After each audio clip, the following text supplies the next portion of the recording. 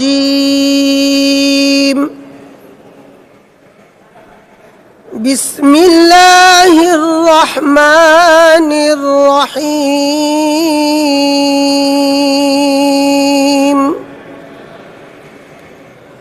وهو الذي جعلكم خلائف الأرض ورفع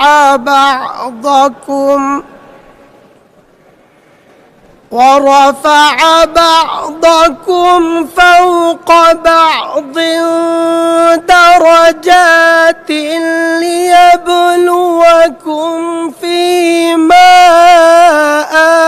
آتاكم إن ربك سريع العقاب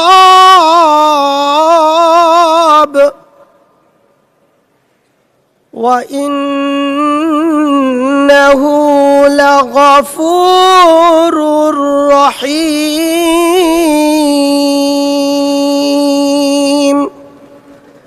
صدق الله العظيم সূরা আল আনআমের 165তম আয়াতে কারিমা তেলাওয়াত করা হলো, যার বাংলা অর্থ এইরূপ: তিনি সেই আল্লাহ যিনি তোমাদের পৃথিবীতে তার খলিফা বা প্রতিনিধি মনোনীত করেছেন, তোমাদের অনেককে চরিত্র, জ্ঞান, শক্তি, ক্ষমতা, অর্থবিত্ত বা মর্যাদায় অনেকের উপর উচ্চ আসনে আসীন করেছেন। তোমাদের যাকে যা দিয়েছেন সে আলোকেই তিনি তোমাদের পরীক্ষা নেবেন। তোমার প্রতিপালক যেমন কঠিন শাস্তি দেন, তেমন তিনি ক্ষমা ও করুণার আকর। বারাকাল্লাহু লানা ওয়া লাকুম ফিল কুরআনিল আযীম। আসসালামু আলাইকুম ওয়া রাহমাতুল্লাহ।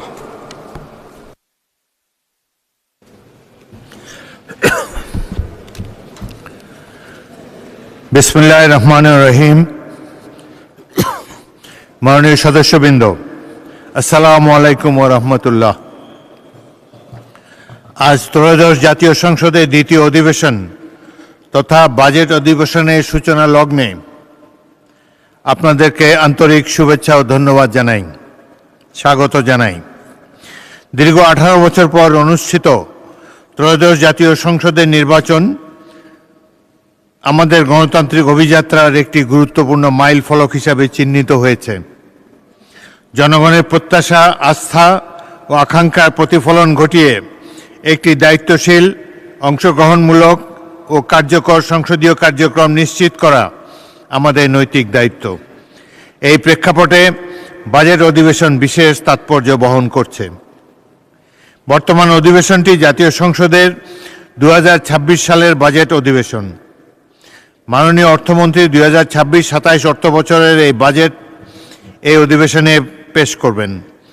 সাধারণ মানুষের কষ্টার্জিত অর্থ কিভাবে দেশের উন্নয়ন, অর্থনৈতিক স্থিতিশীলতা ও সামাজিক নিরাপত্তা এবং জনকল্যাণে যথাযথভাবে ব্যয় হবে তার একটি সুস্পষ্ট নীতিগত ও আর্থিক দিক নির্দেশনা এই অধিবেশনের মাধ্যমে জাতির সামনে উপস্থাপিত হবে।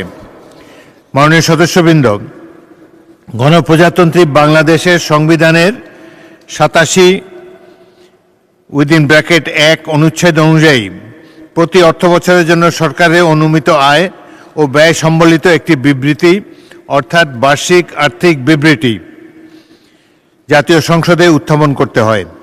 একইভাবে সংসদের 88 অনুচ্ছেদ অনুযায়ী সংযুক্ত তহবিলের উপর দায়যুক্ত ব্যয়, 90 অনুচ্ছেদ অনুযায়ী নির্দিষ্টকরণ আইন, 91 অনুচ্ছেদ অনুযায়ী সম্পূরক ও অতিরিক্ত মঞ্জুরি এবং 92 অনুচ্ছেদ অনুযায়ী হিসাব, ঋণ ও সংশ্লিষ্ট বিষয়ে সংসদের সিদ্ধান্ত ও ভোট গ্রহণের সাংবিধানিক বাধ্যবাধকতা রয়েছে। ফলে বাজেট অধিবেশন শুধু আর্থিক পরিকল্পনা অনুমোদনের ক্ষেত্র নয়, বরং রাষ্ট্রীয় জবাবদিহিতা ও সাংবিধানিক দায়িত্ব পালনের একটি গুরুত্বপূর্ণ অংশ। মাননীয় সদস্যবৃন্দ, গণতান্ত্রিক রাষ্ট্র ব্যবস্থায় জাতীয় সংসদ জনগণের আশা আকাঙ্ক্ষার প্রতিফলনের সর্বোচ্চ প্রতিষ্ঠান। বাজেট হচ্ছে সেই প্রত্যাশা বাস্তবায়নের অন্যতম প্রধান নীতিগত ও আর্থিক দলিল। তাই এই অধিবেশনে আপনাদের দায়িত্বশীল, তথ্য নির্ভর ও গঠনমূলক অংশগ্রহণ অত্যন্ত গুরুত্বপূর্ণ। আমি বিশ্বাস করি সরকারি ও বিরোধী দল নির্বিশেষে সকল মাননীয় সংসদ সদস্য জাতীয় স্বার্থকে সর্বোচ্চ অগ্রাধিকার দিয়ে দায়িত্বশীল আলোচনা ও মূল্যবান মতামত উপস্থাপন করবেন। সংসদীয় গণতন্ত্রে ভিন্ন মত ও মতপার্থক্য থাকবে, তবে সেই আলোচনা যেন শিষ্টাচার, পারস্পরিক শ্রদ্ধাবোধ ও সংসদীয় রীতিনীতি ও আচরণবিধির আলোকে পরিচালিত হয়, সে বিষয়ে আমি আপনাদের সকলের সহযোগিতা কামনা করছি। সংসদীয় কার্যক্রম পরিচালনায় আমি সম্পূর্ণ নিরপেক্ষতা এবং ন্যায়পরায়ণতার অঙ্গীকার পুনর্ব্যক্ত করছি। মাননীয় সদস্যবৃন্দ, বাজেট কেবল রাষ্ট্রের আয় ব্যয়ের হিসাব নয়, এটি জনগণের আশা আকাঙ্ক্ষা, উন্নয়ন অগ্রাধিকার এবং ভবিষ্যৎ অর্থনৈতিক দিক নির্দেশনার প্রতিফলন। সংসদীয় গণতন্ত্রের চেতনা অনুযায়ী দায়িত্বশীল আলোচনা, গঠনমূলক সমালোচনা ও পারস্পরিক শ্রদ্ধাবোধের মধ্যে দিয়ে একটি কার্যকর ও জনমুখী বাজেট প্রণয়ন সম্ভব। আমি প্রত্যাশা করি মাননীয় সংসদ সদস্যগণ বাজেট অনুমোদন প্রক্রিয়ায় সক্রিয় ভূমিকা রাখার পাশাপাশি জনগণের প্রত্যাশা ও জাতীয় গুরুত্বপূর্ণ বিষয়সমূহ নিয়ে দায়িত্বশীল ও ফলপ্রসূ আলোচনা করবেন। এই প্রত্যাশা ব্যক্ত করে আমি ত্রয়োদশ জাতীয় সংসদের দ্বিতীয় অধিবেশনের সার্বিক সফলতা কামনা করছি। এই অধিবেশন পরিচালনায় আপনাদের আন্তরিক সহযোগিতা কামনা করে এবং দিনের কার্যসূচি অনুযায়ী আজকের অধিবেশনের কার্যক্রম শুরু করছি।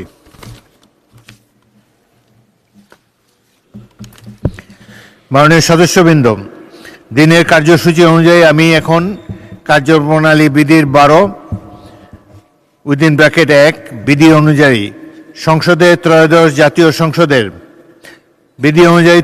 জাতীয় সংসদের দ্বিতীয় 2026 খ্রিস্টাব্দের বাজেট অধিবেশনের জন্য মনোনীত সভাপতি মণ্ডলীর নাম অগ্রবর্তীতা অনুসারে ঘোষণা করছি।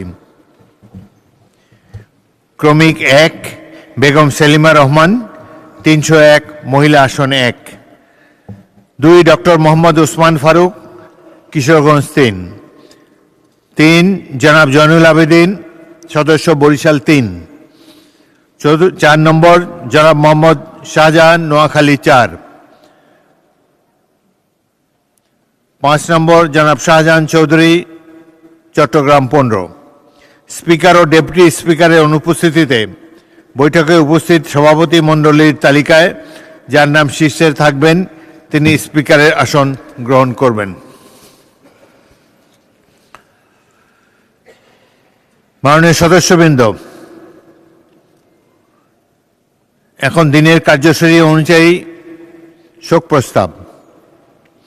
আমি গভীর দুঃখের সাথে জানাচ্ছি যে ইতিমধ্যে 16 জন সাবেক মন্ত্রী, প্রতিমন্ত্রী, হুইপ ও মাননীয় সদস্যদেরকে হারিয়েছি।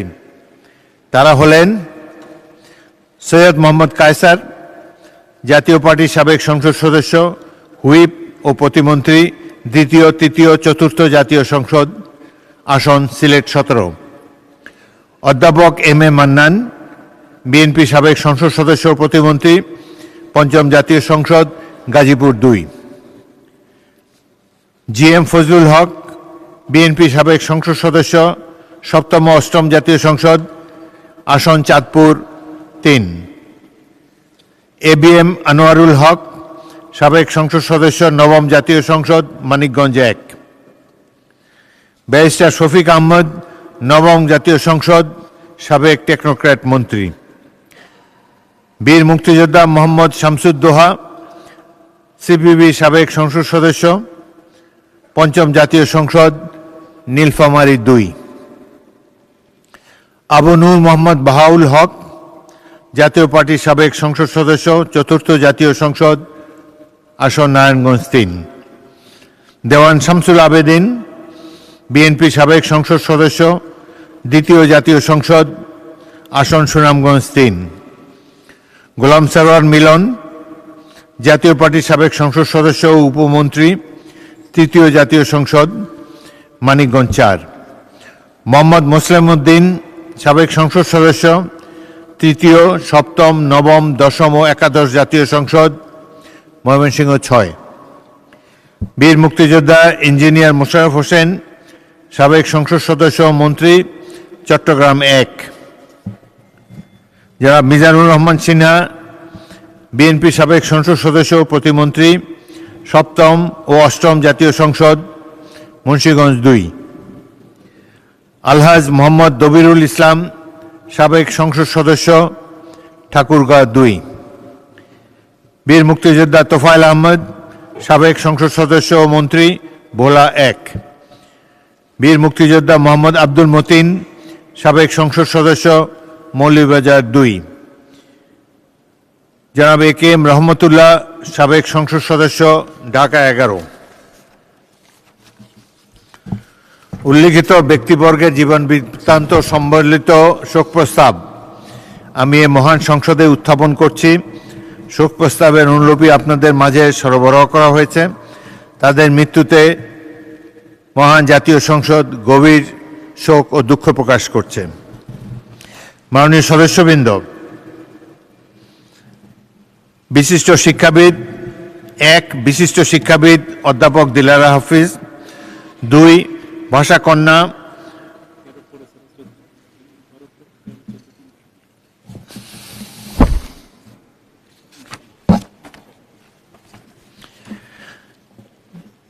ভাষাকন্যা ও জাতীয় অধ্যাপক সুফিয়া আহমদ। 3, মরণোত্তর 21 পদকপ্রাপ্ত কবি ও সাংবাদিক হেলাল হাফিজ। সাংস্কৃতিক বক্তব্য, সাংস্কৃতিক ব্যক্তিত্ব, সঙ্গীতজ্ঞ ও ছায়ানটের সভাপতি সঞ্জিদা খাতুন। প্রখ্যাত সঙ্গীত শিল্পী, গবেষক, লেখক মুস্তফা জামান আব্বাসী। রাজনীতিবিদ, বুদ্ধিজীবী ও লেখক বদরুদ্দিন ওমর। 21 পদকপ্রাপ্ত বিশিষ্ট নজরুল সঙ্গীত শিল্পী ডালিয়া নওশিন। বিএনপি চেয়ারপারসনের সাবেক উপদেষ্টা, বীর মুক্তিযোদ্ধা অধ্যাপক ডাক্তার মোহাম্মদ আব্দুল কুদ্দুস। স্বাধীনতা পদকপ্রাপ্ত বরেণ্য অভিনেতা, নাট্যকার, নির্দেশক ও সাংস্কৃতিক ব্যক্তিত্ব আতাউর রহমান। মাননীয় সমাজ কল্যাণ মন্ত্রী অধ্যাপক ডাক্তার AZM জাহিদ হোসেনের মা, বিশিষ্ট শিক্ষিকা বেগম জেবুন্নেসা। বাংলাদেশ জাতীয়তাবাদী ছাত্র দলের সাবেক সাধারণ সম্পাদক ও বাংলাদেশ জাতীয়তাবাদী স্বেচ্ছাসেবক দলের সাবেক সভাপতি শফিউল বারী বাবু। বাংলাদেশি বৌদ্ধদের সর্বোচ্চ ধর্মীয় গুরু, 21 পদকপ্রাপ্ত ত্রয়োদশ সংঘরাজ ডক্টর জ্ঞানীশ্রী মহাস্থবির।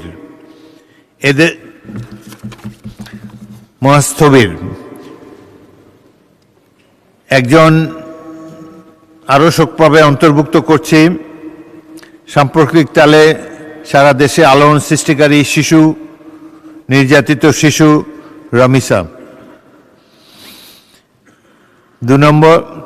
14 নম্বরে বিশিষ্ট সাংবাদিক গাজী রুহুল আমিন।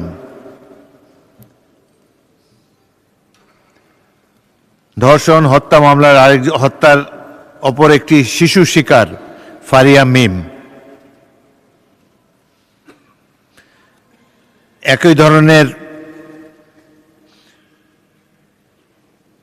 একই ধরনের সন্ত্রাসের শিকার আমিনা, নরসিংদী এলাকার শিশু। সর্বশেষে তাবাসসুম আক্তার, তিনিও এই ধর্ষণ এবং হত্যাকাণ্ডের শিকার হয়েছেন। এছাড়া দেশে বিদেশের বিভিন্ন স্থানে দুর্ঘটনায় প্রাণহানিতে মহান জাতীয় সংসদ গভীর শোক, নিহতদের বিদেহী আত্মার মাগফিরাত কামনা এবং শোক সন্তপ্ত পরিবারের প্রতি আন্তরিক সমবেদনা জ্ঞাপন করছে। মাননীয় সদস্যবৃন্দ, উত্থাপিত শোক প্রস্তাবগুলো ব্যতীত যদি কোনো বিশিষ্ট ব্যক্তি বা ব্যক্তিবর্গের নাম বাদ পড়ে থাকে, তবে তাদের নাম বা সংক্ষিপ্ত জীবন বৃত্তান্ত সংসদ সচিবালয়ে পৌঁছে দিলে তা শোক প্রস্তাবে অন্তর্ভুক্ত করার জন্য বিবেচনা করা হবে। মাননীয় সদস্যবৃন্দ, আমি এখন শোক প্রস্তাবসমূহ সর্বসম্মতিক্রমে গ্রহণ করার জন্য সংসদের প্রতি অনুরোধ জানাচ্ছি।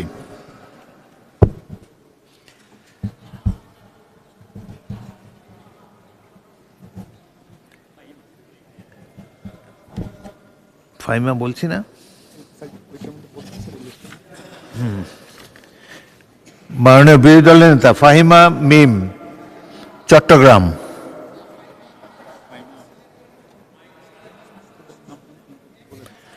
আচ্ছা, আপনি নামটি পাঠিয়ে দেন সংসদ সচিবালয়ে, আমরা এটিকে অন্তর্ভুক্ত করে নেব।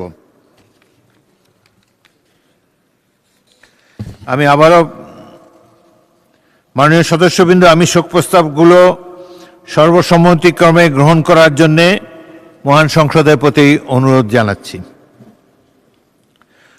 সংসদে উত্থাপিত শোক প্রস্তাবগুলো সর্বসম্মতিক্রমে গৃহীত হলো। এই প্রস্তাবগুলো যথারীতি সংসদের কার্যবিবরণীতে অন্তর্ভুক্ত করা হবে এবং শোক প্রস্তাবগুলোর অনুমতি সম্মানিত ব্যক্তিবর্গের শোক সন্তপ্ত পরিবারের নিকট প্রেরণ করা হবে। এখন আমরা তাদের বিদেহী আত্মার প্রতি শ্রদ্ধা প্রদর্শনের জন্য নিজ নিজ আসনে দাঁড়িয়ে 1 মিনিট নীরবতা পালন করব। তারপরে মোনাজাত করা হবে। মোনাজাত পরিচালনার জন্য আমি জনাব আশরাফ উদ্দিন নিজাম হুইপ তাকে অনুরোধ জানাবো। 1 মিনিট নীরবতা, তারপরে মোনাজাত হবে।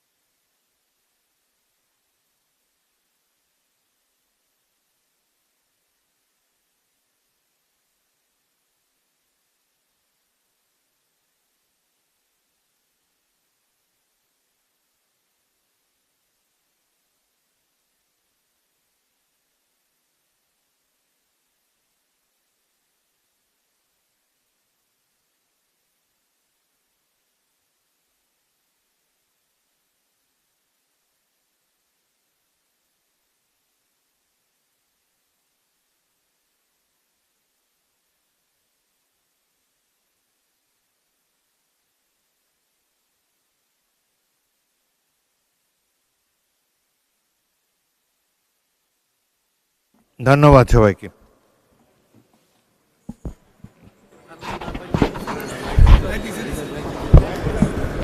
মাননীয় সদস্যবৃন্দ, আজকে তো সংসদ অনেক কালারফুল দেখা যাচ্ছে। সংসদ আজ নারী সদস্যদের আগমনের ফলে পূর্ণতা পেয়েছে, তাদেরকে আমি অভিনন্দন জানাই। এখন মাননীয় সংসদ সদস্য মাননীয় হুইপ আশরাফ উদ্দিন নিজাম, আপনি মোনাজাত পরিচালনা করুন।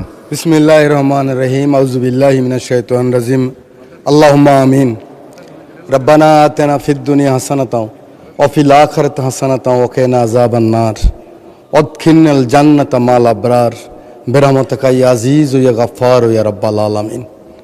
ইয়া আল্লাহ, ইয়া রহমান রহিম, আমরা এই জাতীয় সংসদে মাননীয় স্পিকারের নেতৃত্বে কিছুক্ষণ আগে আমাদের মধ্য থেকে যে সমস্ত মাননীয় মন্ত্রী, সংসদ সদস্য, হুইপ ইন্তেকাল করেছেন, ওনাদের জন্য শোক প্রস্তাব এনেছি।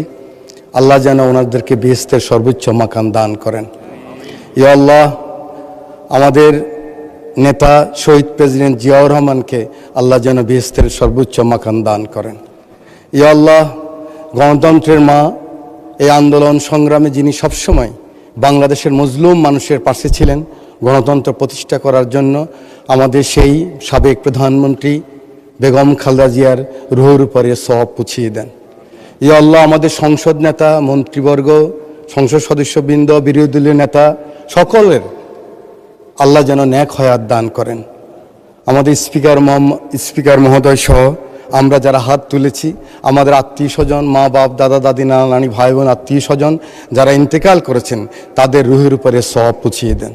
ইয়া আল্লাহ, গত 17 বছর আন্দোলন সংগ্রামে এবং সর্বশেষ এই জুলাই আন্দোলনে যে সমস্ত ভাই এবং বোনেরা বুকের রক্ত দিয়ে এই মহান সংসদে মানুষের প্রতিনিধিত্ব করার জন্য, মানুষের আশা আকাঙ্ক্ষা পূরণ করার জন্য আমাদেরকে এখানে পাঠিয়েছেন, আমরা যেন হকের সাথে, ইনসাফের সাথে, সততার সাথে, নিষ্ঠার সাথে এই দায়িত্ব পালন করতে পারি, এই তৌফিক আপনি দান করেন। ইয়া আল্লাহ, আমাদের মাননীয় সংসদ নেতা সকলকে নিয়ে পজিশন অপোজিশন সকলকে নিয়ে আগামীর যে বাংলাদেশ, গণতান্ত্রিক বাংলাদেশ প্রতিষ্ঠা করার যে সংকল্প নিয়ে উনি এগিয়ে যাচ্ছেন, আমরা যেন ওনাকে সাহায্য করি এবং আল্লাহ সেই গায়েবী সাহায্য ওনার মধ্যে আপনি সৃষ্টি করে দেন।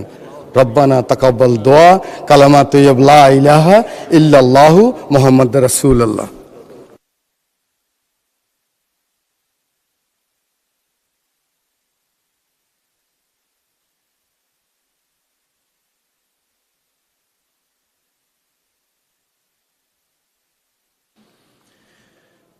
মাননীয় সদস্যবৃন্দ, দিনের কার্যসূচি অনুযায়ী এখন প্রশ্ন জিজ্ঞাসা ও উত্তর।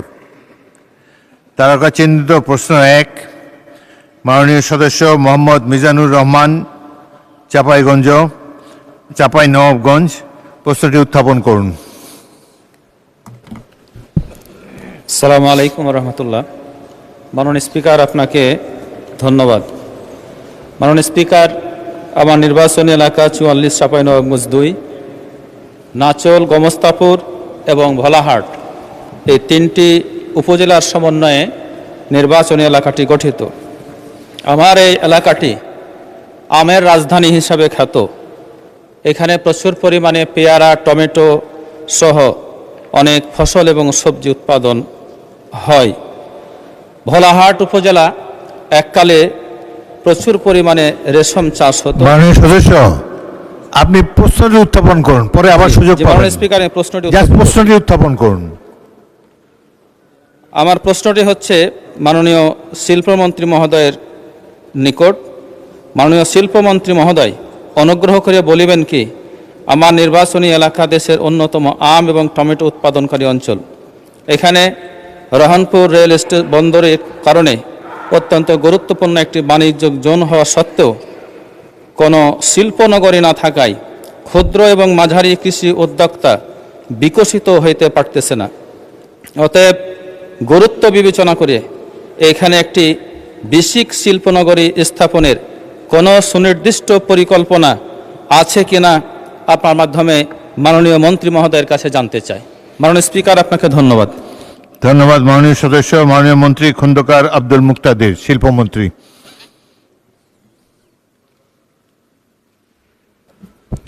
মাননীয় স্পিকার, আপনাকে ধন্যবাদ এবং আপনার মাধ্যমে প্রশ্নকর্তা সদস্যকেও ধন্যবাদ। প্রথমে এটা বলে নেওয়া দরকার যে বিসিকের অধীনে চাঁপাইনবাবগঞ্জে 11 একর জমির উপর একটি শিল্প পার্ক আছে এবং সেখানে 88 শিল্প প্লটে আমাদের বেসরকারি উদ্যোক্তারা 22টি শিল্প স্থাপন করেছেন। সেখানে আর বরাদ্দযোগ্য কোনো প্লট নাই। তো সেখানে বরাদ্দযোগ্য কোনো প্লট নাই, এটি নতুন করে একটি বেসিক শিল্প পার্ক করার বা এটিকে সম্প্রসারিত করার একটা জন্য একটা কোয়ালিফিকেশন, কারণ বোঝা যায় যে সেখানে চাহিদা আছে। এই মুহূর্তে আমাদের কাছে কোনো পরিকল্পনা নাই, কিন্তু যেটি ইতিমধ্যে বেসিক স্থাপিত হয়েছে সেখানে বরাদ্দযোগ্য আর কোনো প্লট নাই, এটি নতুন শিল্প পার্ক করার জন্য একটি উৎসাহজনক ব্যাপার। আমি মাননীয় সংসদ সদস্যকে অনুরোধ করব, আপনিও যদি কিছু উদ্যোক্তাদের সাথে কথা বলে আমাদেরকে অন্তত এটি জানাতে পারেন যে ওইখানে আগ্রহী কিছু উদ্যোক্তা আছেন, আমরাও ফিজিবিলিটি স্টাডি করব তার এই প্রশ্নের প্রেক্ষিতে। উনিও যদি আপনাদের সহযোগিতা করেন, এখানে একটি নতুন পার্ক করার উদ্যোগ নেওয়া যেতে পারে। ধন্যবাদ মাননীয় স্পিকার। ধন্যবাদ মাননীয় মন্ত্রী। মাননীয় সদস্য মোহাম্মদ মিজানুর রহমান, একটি প্রশ্ন করুন। মাননীয় স্পিকার, আপনাকে ধন্যবাদ। আমার সম্পূরক প্রশ্নটি হচ্ছে, আমার নির্বাচনী এলাকাতে প্রচুর পরিমাণে আম উৎপাদন হয়। আম কাঁচামাল হওয়ার কারণে আম পেকে গেলে এখানে বেশি দিন তাকে সংরক্ষণ করা সম্ভব হয় না, যার কারণে আম উৎপাদনকারী কৃষকরা আমের ন্যায্য মূল্য পাওয়া থেকে তারা বঞ্চিত হয়। এমত অবস্থায় আম সংরক্ষণের বিশেষ কোনো সংরক্ষণাগার এই এলাকার তৈরি করার কোনো পরিকল্পনা আছে কিনা?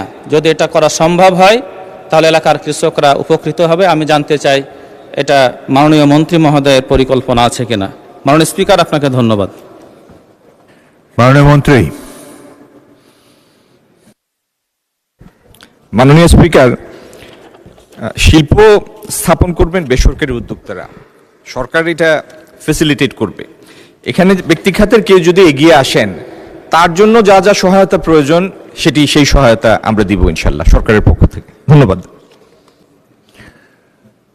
মাননীয় সদস্য, মহিলা আসন তো দিতেই হয়। নেওয়াজ হালিমা আর্লি, sorry, Rehana Akter Ranu, I am sorry. মাননীয় স্পিকার, আপনাকে ধন্যবাদ। ফুল ফুটুক আর নাই ফুটুক, এই সংসদে আজ বসন্ত আমাদের 50 জনের কাছে। প্রত্যেক রাজনীতিবিদের জীবনে স্বপ্ন থাকে এই মহান সংসদে আসবার। তৃতীয়বারের মতো এই সংসদে এসেছি, পরম করুণাময় আল্লাহ পাকের কাছে শুকরিয়া। 2001-2026 সালে নির্বাচনে মাননীয় সদস্য, প্রশ্ন করুন। 1 মিনিট সময় দেন মাননীয় স্পিকার, প্রথম এসেছি, সময় সুযোগ নেই, প্রশ্ন করুন। মাননীয় স্পিকার, 2001-2026 সালে নির্বাচনে মাননীয় সদস্য, BNP 1 মিনিট। মাননীয় সদস্য, 1 মিনিটে শেষ করুন। না, স্পিকার যখন বলে প্লিজ কিপ কোয়াইট। শুনুন, আপনি প্রারম্ভিক বক্তব্য একটা তো শুভেচ্ছা দিয়েছেন, জি, এরা বেশি আর সুযোগ নেই, আমাদেরকে এক কার্যপ্রণালী সেকেন্ড। বিধি মাননীয় মেনে স্পিকার, চলতে এক হবে। সেকেন্ড। একটি প্রশ্ন করুন প্লিজ। মাননীয় স্পিকার, আপনাকে কড়া হেডমাস্টার হিসেবে দেখতে চাই না, নারী বান্ধবী স্পিকার হিসেবে এই সংসদে দেখতে চাই। মাননীয় স্পিকার, 2001 সালে এবং 2026 সালে নির্বাচনে বিএনপির ভূমিদস বিজয়ের কারিগর, আমার নেতা, আমাদের নেতা, গণমানুষের নেতা মাননীয় প্রধানমন্ত্রীর প্রতি আমি কৃতজ্ঞতা জানাচ্ছি। মাননীয় স্পিকার, এই সংসদে সংরক্ষিত নারী আসনকে অতীতে 30 সেট অলংকার হিসেবে বলা হতো। এই কারণে স্বৈরাচার এরশাদ লজ্জায় শরমে সাংবাদিক শফিক রহমানকে গ্রেপ্তার করেছিলেন।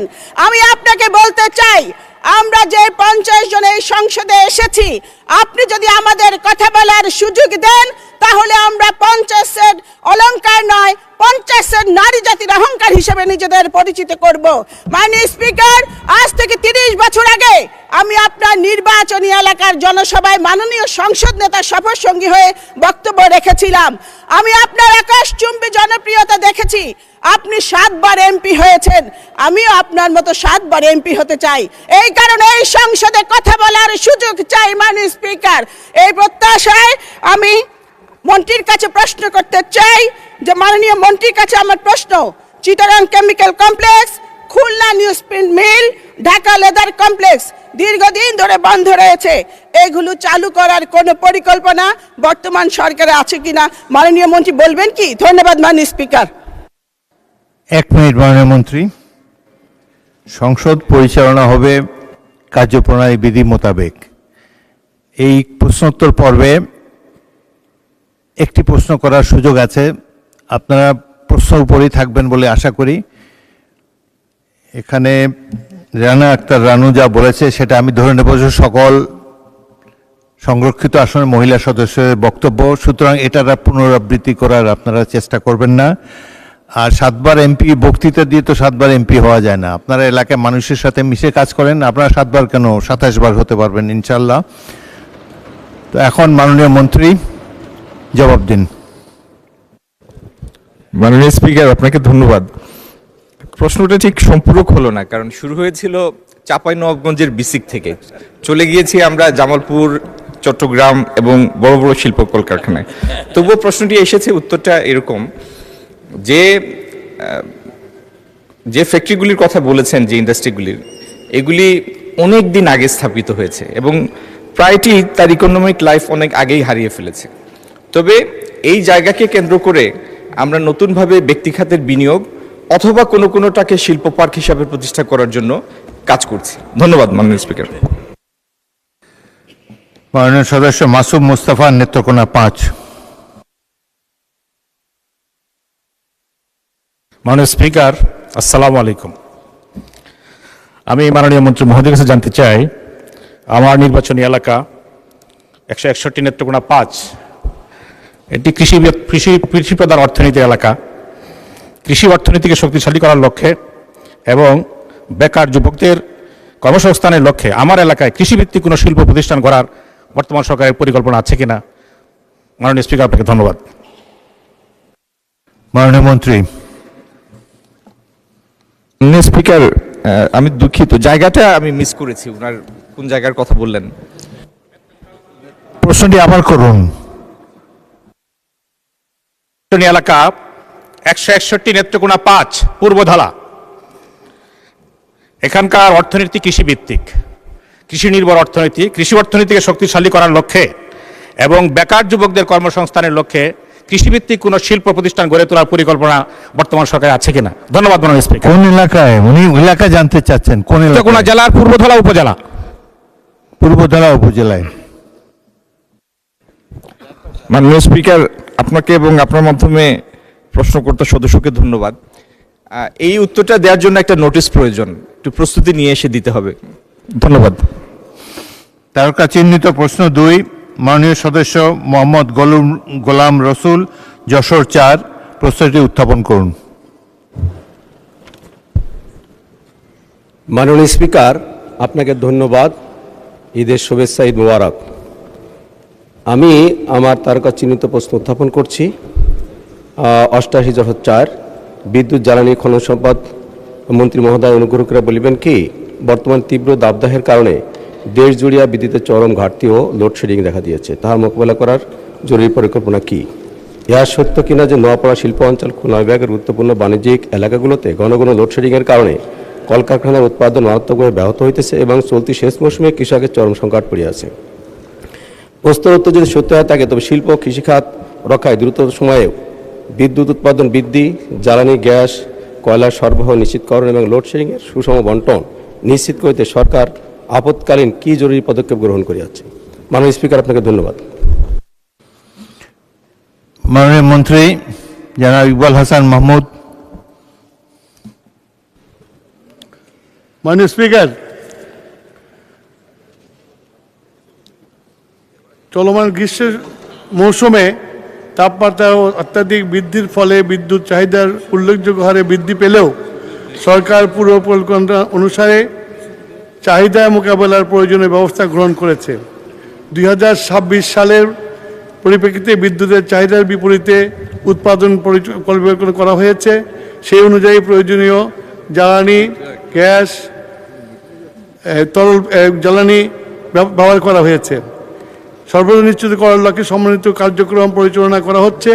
এই সঙ্গে গ্যাস ভিত্তিক, কয়লা ভিত্তিক, তরল জ্বালানি ভিত্তিক বিদ্যুৎকরণ সর্বোচ্চ নিশ্চিত করার জন্য রক্ষণাবেক্ষণ যথাযথ পরিকল্পনার মাধ্যমে সম্পন্ন বিদ্যুৎ কেন্দ্রগুলো উৎপাদনের প্রস্তুত রাখা হয়েছে। বিদ্যুৎ উৎপাদনের ঘাটতি জনিত কারণে লোডশেডিংয়ের প্রয়োজন হয় না।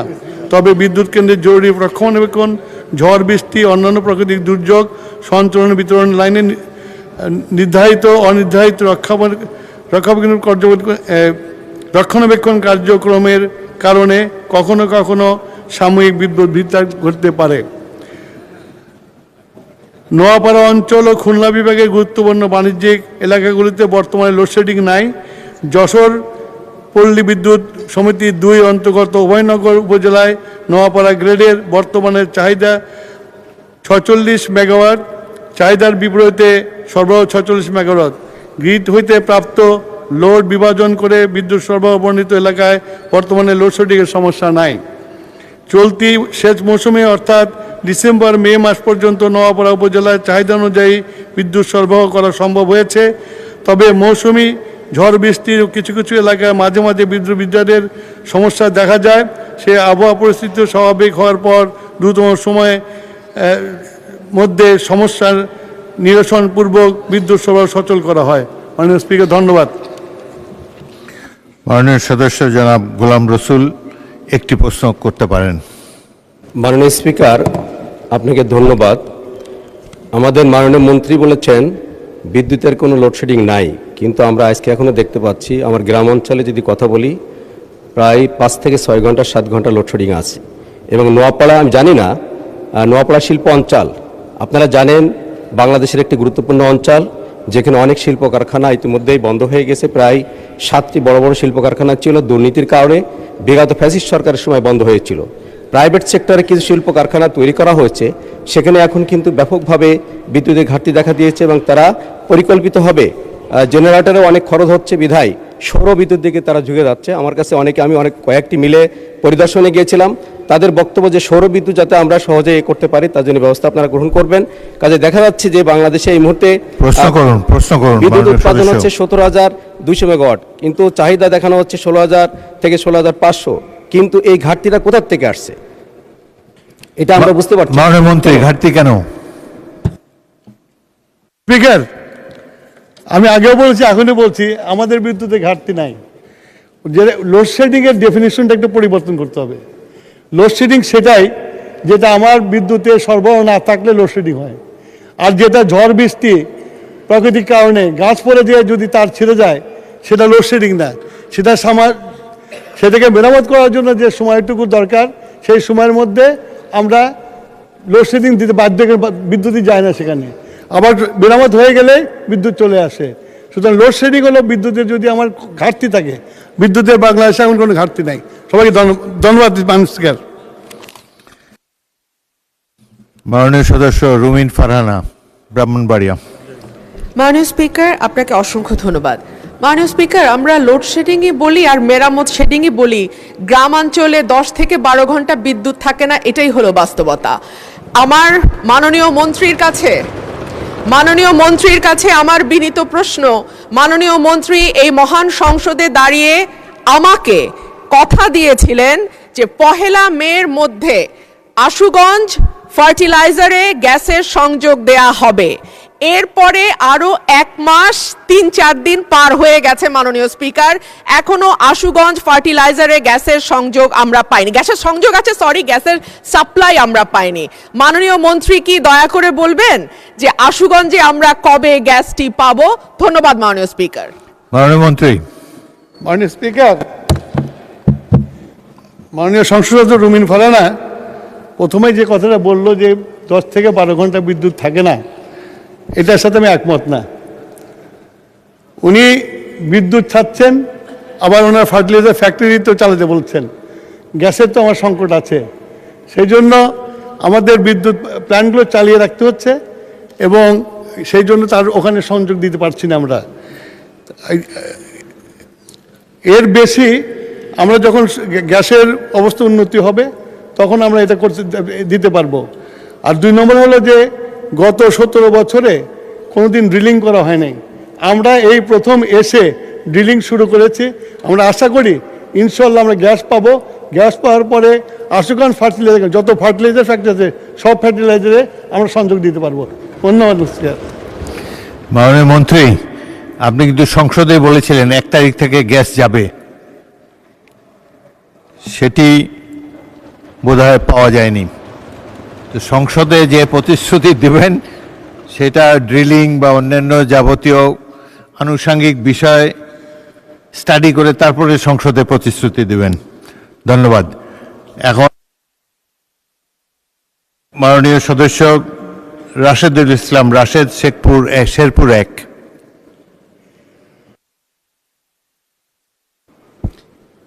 আসসালামু আলাইকুম রহমতুল্লাহ। মাননীয় স্পিকার, আপনাকে ধন্যবাদ। আমি মাননীয় মন্ত্রীর উদ্দেশ্যে যে বিষয়টি প্রশ্ন হিসেবে উত্থাপন করতে চাচ্ছি সেটি হচ্ছে যে বর্তমান সময়ে একটি গুরুত্বপূর্ণ আলোচনার বিষয়ে পরিণত হয়েছে যে দক্ষিণ এশিয়ায় চরম দাবদাহের একটা আভাস পাওয়া যাচ্ছে এবং যার প্রেক্ষিতে এই অঞ্চলে চরম উষ্ণতা বিরাজ করতে পারে এবং এটি আগামী আগস্ট মাস পর্যন্ত দীর্ঘস্থায়ী হতে পারে। তো এই প্রেক্ষিতে অবশ্যই বিদ্যুতেরও একটি বড় ধরনের ক্রাইসিস তৈরি হবে। আমি বলা যায় যেটা প্রশ্ন না, কিছুটা দৃষ্টি আকর্ষণ করছি যে এ ব্যাপারে কোনো উদ্যোগ নেবেন কিনা। মাননীয় মন্ত্রী। স্পিকার, এই ধরনের কোনো পরিস্থিতি হলে মোকাবেলা করার জন্য আমরা প্রস্তুত আছি। সেই ক্ষেত্রে হয়তো আমাদের কিছু কিছু জায়গায় লোডশেডিং দিতে হতে পারে, তাছাড়া আমরা সম্পূর্ণভাবে প্রস্তুত আছি। ধন্যবাদ মাননীয় স্পিকার। তারকা চিহ্নিত প্রশ্ন 3, জনাব রফিকুল ইসলাম হিলালি। ধন্যবাদ মাননীয় স্পিকার। আমার প্রশ্ন মাননীয় তথ্য সম্প্রচার মন্ত্রী মহোদয় অনুগ্রহ করিয়া বলিবেন কি সাংবাদিকতা পেশাগত জীবনে এবং তাদের কল্যাণ নিশ্চিত করতে বর্তমান সরকারের পরিকল্পনা কি? কোনো ধরনের পরিকল্পনা থাকলে এই বিষয়ে জানতে চাচ্ছি মাননীয় স্পিকার। মাননীয় তথ্য ও সম্প্রচার মন্ত্রী।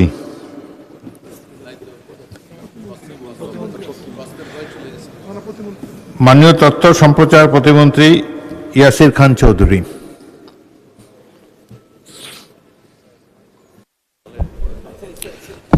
মাননীয় স্পিকার, আপনাকে ধন্যবাদ এবং আপনার মাধ্যমে মাননীয় সংসদ সদস্য জনাব রফিকুল ইসলাম হিলালি 159 নেত্রকোনা 3 তাকেও ধন্যবাদ জানাতে চাই। মাননীয় স্পিকার, তথ্য ও সম্প্রচার মন্ত্রণালয়ের প্রতিমন্ত্রী হিসাবে আমি এই প্রশ্নের উত্তর দিচ্ছি। প্রশ্নের উত্তর হচ্ছে, সাংবাদিকদের পেশাগত নিরাপত্তা অধিকার ও কল্যাণ নিশ্চিতকল্পে 1974 সালে প্রণীত প্রেস কাউন্সিল অ্যাক্ট যুবকোপযোগী করিয়া প্রেস কাউন্সিলকে আরও শক্তিশালী, কার্যকর, গণমাধ্যম বান্ধব প্রতিষ্ঠানে রূপান্তরিত করিবার লক্ষ্যে আইনটি সংশোধন করিবার কার্যক্রম চলমান রহিয়াছে। তথ্য ও সম্প্রচার মন্ত্রণালয়ের মাধ্যমে প্রাপ্ত বাজেট বরাদ্দের ভিত্তিতে বাংলাদেশ সাংবাদিক কল্যাণ ট্রাস্ট সাংবাদিকদের তথ্য উপাত্ত ও সংশ্লিষ্ট নথিপত্র যাচাই বাছাই শেষে যোগ্য প্রার্থীদের মধ্যে আর্থিক অনুদান, সহায়তা এবং শিক্ষাবৃত্তি প্রদান করিয়া থাকে। ধন্যবাদ মাননীয় স্পিকার। মাননীয় সদস্য রফিকুল ইসলাম হিলালি একটি প্রশ্ন করতে পারেন। মাননীয় স্পিকার, ডিজিটাল যুগের চ্যালেঞ্জ মোকাবেলায় বর্তমানে সাইবার প্রযুক্তির অপব্যবহার করে এদেশের যুব সমাজ অনলাইন জুয়া এবং নানান ধরনের অপকর্মে জড়িয়ে পড়ছে। এইগুলার যখন অনুসন্ধান করতে যখন সাংবাদিকরা এই ক্ষেত্রে ভূমিকা পালন করেন, তখন সেই অপরাধীদের রোষণালে পড়েন এই সাংবাদিক ভাইয়েরা। তাদের সুরক্ষায় মাননীয় মন্ত্রী বলিবেন কি কঠোর কোনো পদক্ষেপ নেওয়ার পরিকল্পনা আছে কিনা? কারণ অনলাইন জুয়া একটি জাতীয় সমস্যা হিসেবে দেখা দিয়েছে। সেই ব্যাপারে মাননীয় মন্ত্রীর কাছে আমার জিজ্ঞাসা। মাননীয় মন্ত্রী। মাননীয় স্পিকার, আপনাকে ধন্যবাদ। মাননীয় সদস্যকে ধন্যবাদ। মাননীয় স্পিকার, আমাদের মন্ত্রণালয়, তথ্য সম্প্রচার মন্ত্রণালয় মিস ইনফরমেশন এবং ডিসইনফরমেশন নিয়ে আমরা কাজ করছি এবং অনলাইন ও ডিজিটাল মিডিয়ার কর্মরত সাংবাদিকদের জন্য নীতিমালা হালনাগাদ করার কাজ চলমান আছে। তাদের স্বীকৃতি, নিবন্ধন এবং পেশাগত নিরাপত্তা নিশ্চিত করিবার বিষয়ে প্রয়োজনীয় নির্দেশনা প্রণয়ন করা যাইতেছে। মাননীয় সদস্য যদি আরও এলাবোরেটলি জানতে চান, আমাদেরকে নোটিশ প্রদান করিলে আমরা এর বিস্তারিত এই মহান সংসদে সকলের সামনে উপস্থাপন করিতে পারিব। ধন্যবাদ মাননীয় স্পিকার। ধন্যবাদ। মাননীয় সদস্য আবুল হাসনাত, কুমিল্লা 4। ধন্যবাদ মাননীয় স্পিকার। মাননীয় স্পিকার, আমার প্রশ্নটি হচ্ছে, সাংবাদিকদের পেশাগত নিরাপত্তা অবশ্যই প্রয়োজন এবং দীর্ঘ 17 বছরের বেশি সময় আমরা দেখেছি সাংবাদিকতা করা খুব ডিফিকাল্ট ছিল। সেই সময়েও ঠিক সেই সময়টিতেও অনেক পেশাদার সাংবাদিক তারা পেশাদারি দায়িত্ব পালন করে গিয়েছে। আমার প্রশ্নটি হচ্ছে, আওয়ামী লীগের সময় যেসব সাংবাদিক পরিচয় দিয়ে যারা গণহত্যা, যারা ভোট চুরি, গুম, খুন, ব্যাংক ডাকাতি, সেগুলোর বৈধতা এবং সম্মতি উৎপাদন করেছে মিডিয়াগুলোতে, এবং যারা আজকে সরকার দলে আছে বিএনপির সর্বোচ্চ নেতা বর্তমান প্রধানমন্ত্রী, উনাকেও বিভিন্ন ষড়যন্ত্রকারী, দেশদ্রোহী হিসেবে আমরা দেখেছি বসুন্ধরার ইস্ট ওয়েস্ট মিডিয়া বিভিন্ন সময় নিউজ করেছে। এবং আজকে যারা বিএনপি এবং জামাত আছে আমাদের এই সংসদে, তাদেরকেও বিভিন্ন সময় তাদেরকে হত্যা করার সম্মতি উৎপাদন করেছে কিছু মিডিয়া এবং কিছু নামদারি সাংবাদিক। এই সাংবাদিকগুলোকে বিভিন্ন হাউজে আবার এখন বর্তমানে পুনর্বাসন করা হচ্ছে। এই জুলাইয়ের পরে এখন টিভি থেকে জুলাইয়ের পক্ষের যারা সাংবাদিক ছিল তাদেরকে বের করে দেওয়া হয়েছে, সময় টিভিকে দখল করা হয়েছে। ইস্ট ওয়েস্ট মিডিয়া অর্থাৎ বসুন্ধরা গ্রুপের যে মিডিয়াগুলো রয়েছে তারা প্রতিনিয়ত আওয়ামী লীগের পক্ষে সম্মতি উৎপাদন করে যাচ্ছে। গতকাল মাইকে ঘোষণা দিয়ে ছাত্রদলকে নোয়াখালীতে মাইকে ঘোষণা দিয়ে পিটিয়েছে, সেটাকে উদযাপন করতে দেখা গিয়েছে বসুন্ধরা ইস্ট ওয়েস্ট মিডিয়াকে এবং কিছু টকশোজীবীদেরকে। আমার মাননীয় মন্ত্রীর কাছে প্রশ্নটি হচ্ছে, এইসব যারা এই গুম খুনের বৈধতা উৎপাদন করেছে, ভোট চুরির বৈধতা উৎপাদন করেছে, গণতন্ত্রের পক্ষে যারা ছিল তাদেরকে হত্যাযোগ্য করে তোলা হয়েছে, এইসব সাংবাদিক, নামধারী সাংবাদিক এবং এই মিডিয়াদের বিপক্ষে বা কি ধরনের আইনি ব্যবস্থা নেওয়া হবে আইনি ব্যবস্থা আদৌ নেওয়া হয়েছে কিনা, কেন তাদেরকে আবার পুনর্বাসন করা হচ্ছে, সেটির আইনগত কি ব্যাখ্যাটি কি, সেটি এই সংসদের সামনে উপস্থাপন করার জন্য অনুরোধ জানাচ্ছি। ধন্যবাদ। মাননীয় মন্ত্রী কি ব্যবস্থা নিচ্ছেন এইসব সাংবাদিকদের বিরুদ্ধে সেটি জানতে যাচ্ছি। মাননীয় স্পিকার, আপনাকে ধন্যবাদ। Our friend and opposition member একটি প্রশ্ন করলেন না, কয়টি প্রশ্ন করলেন, আমরা সেই ট্র্যাকটা হারিয়ে ফেলেছি।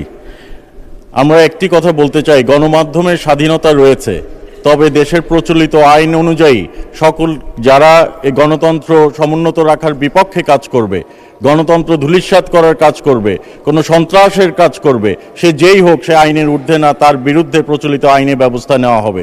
সেটি যেই সাংবাদিক হোক, আর আমাদের পলিটিশিয়ান, বিজনেসম্যান, চাকরিজীবী আইনের ঊর্ধ্বে তো কেউই না। কাজেই কেউ যদি আইনের বিপক্ষে কাজ করে সে তার বিরুদ্ধে বাংলাদেশ জাতীয়তাবাদী দলের নেতৃত্বে যে সরকার গঠন হয়েছে, মাননীয় প্রধানমন্ত্রীর নেতৃত্বে যে সরকার গঠন হয়েছে, সেই বিরুদ্ধে নিশ্চয়ই প্রচলিত আইনে ব্যবস্থা গ্রহণ করা হবে। ধন্যবাদ মাননীয় স্পিকার। জনাব জয়নুল আবেদিন ফারুক, নোয়াখালী 2।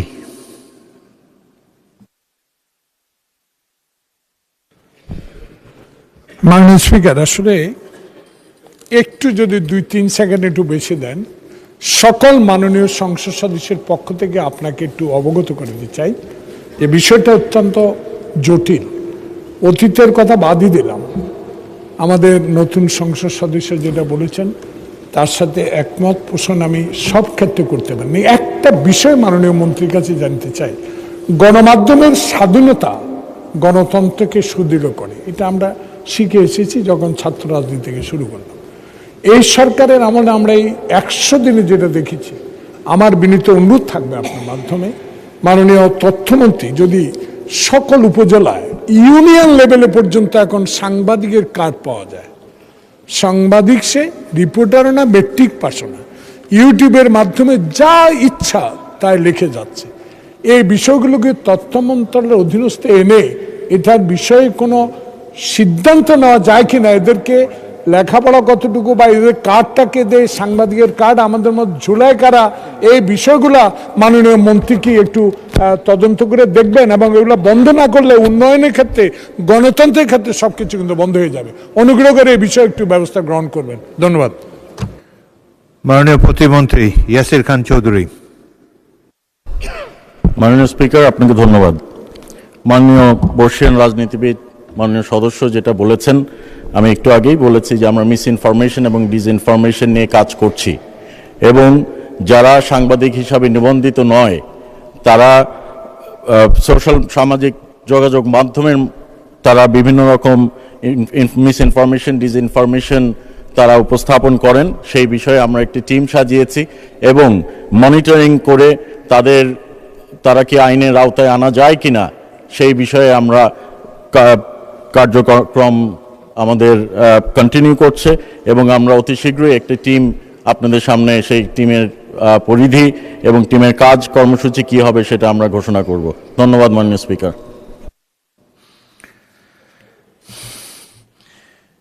তারকা চিহ্নিত প্রশ্ন 4 জনাব কাজী রফিকুল ইসলাম, বগুড়া 1, উত্থাপন করুন।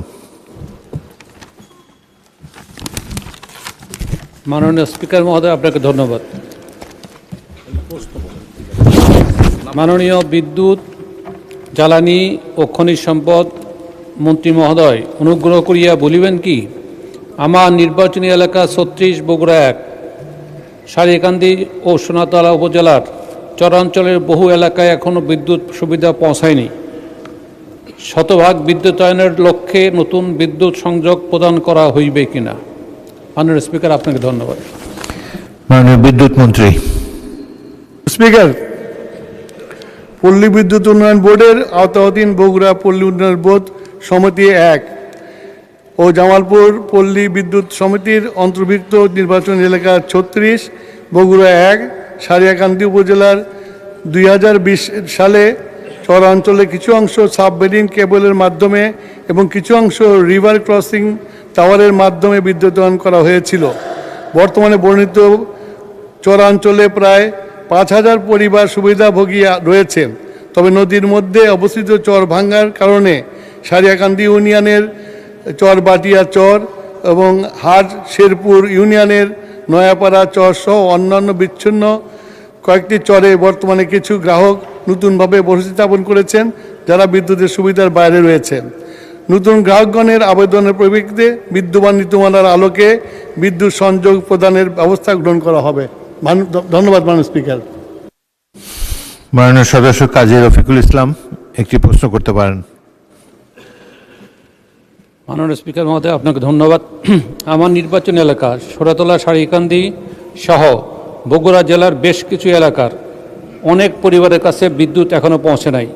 এ ব্যাপারে মাননীয় মন্ত্রী বিদ্যুৎ ও জ্বালানি দায়িত্বপ্রাপ্ত মন্ত্রী মহোদয় দয়া করে দ্রুত কোনো পদক্ষেপ গ্রহণ করে ওই সকল বিদ্যুৎবিহীন পরিবারের কাছে বিদ্যুৎ পৌঁছে দেওয়ার ব্যবস্থা করবেন কিনা।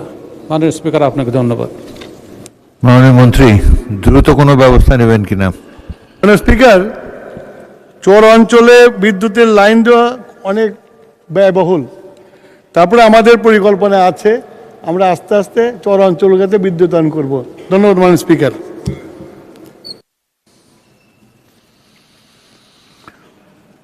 মাননীয় সদস্য জনাব জাহাঙ্গীর হোসেন হেলাল, খুলনা 2।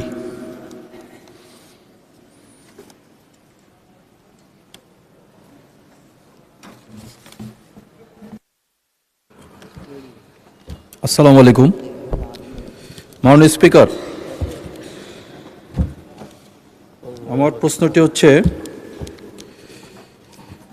খুলনা অঞ্চলে এই যে রামপাল তাপবিদ্যুৎ কেন্দ্র, এখান থেকে উৎপাদিত বিদ্যুৎ যেটা জাতীয় গ্রিডে সংযুক্ত হয় 10.5 মিলিয়নের বেশি, অথচ খুলনা উৎপাদিত এই বিদ্যুৎ কেন্দ্র থাকা সত্ত্বেও খুলনা যে ব্যাপক লোডশেডিং হয়, সেক্ষেত্রে এখান থেকে সাপোর্ট খুলনাকে দেওয়া যায় কিনা। খুলনা একটা শিল্পনগরী, যেখানে বিদ্যুতের এই লোডশেডিংয়ের কারণে সেখানে ব্যবসা বাণিজ্য এবং শিল্প উৎপাদন কেন্দ্রে যে ক্ষতি হচ্ছে, সেই ক্ষতি থেকে উত্তরণের জন্য কোনো ধরনের পরিকল্পনা আছে কিনা যে এখান থেকে খুলনাকে সাপোর্ট দিয়ে অন্য জায়গায় বিদ্যুৎ সেখানে সরবরাহ করার।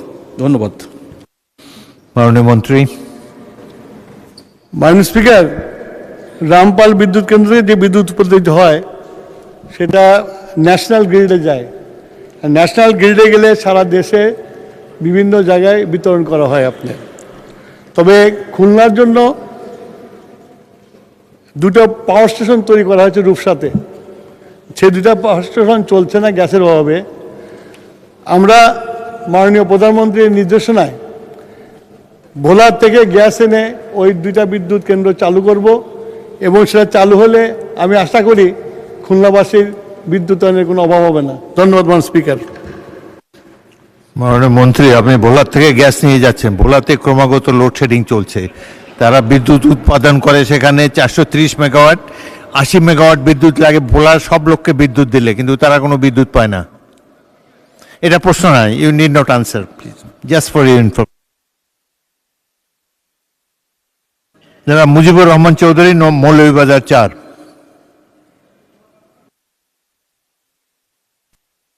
মাননীয় স্পিকার, আমার নির্বাচনী এলাকা মৌলভীবাজার 4 শ্রীমঙ্গল কমলগঞ্জ। ফেসিবাদ আওয়ামী লীগের আমলে ওরা সম্পূর্ণ বিদ্যুতায়নের লক্ষ্যে কিছু পার্বত্য এলাকায় বিদ্যুৎ সংযোগ দেয় টেম্পোরারি, দেখানোর জন্য যে আমরা সব এলাকায় সম্পূর্ণ বিদ্যুতায়ন করেছি। এরপরেই এটা আবার কাটিয়ে নেওয়া যায়। এখন আমরা নির্বাচন করার পরে বিভিন্ন প্রশ্নের সম্মুখীন যে এই পার্বত্য এলাকাতে, মানে এই পানপুঞ্জি, খাসিয়াপুঞ্জি, এগুলিতে বিদ্যুতায়নের কোনো পরিকল্পনা আছে কিনা। যেখানে লাইন দেওয়া হয়েছিল সেই লাইন কাটা হয়েছে আবার। এই বিষয়ে আমি আমার প্রশ্ন। ধন্যবাদ মন্ত্রী। মাননীয় স্পিকার, আমরা এইসব দুর্গম এলাকায় বিদ্যুতায়ন করার জন্য সোলার এনার্জির দিকে আমরা দৃষ্টিপাত করেছি, এবং আমরা এইসব এলাকাতে সোলার এনার্জির প্রাইভেট ইনভেস্টরদেরকে আমন্ত্রণ করছি। সেখানে সোলার দিয়ে এবং পাওয়ার ব্যাংক দিয়ে বিদ্যুতায়ন করা হবে। ধন্যবাদ মাননীয় স্পিকার।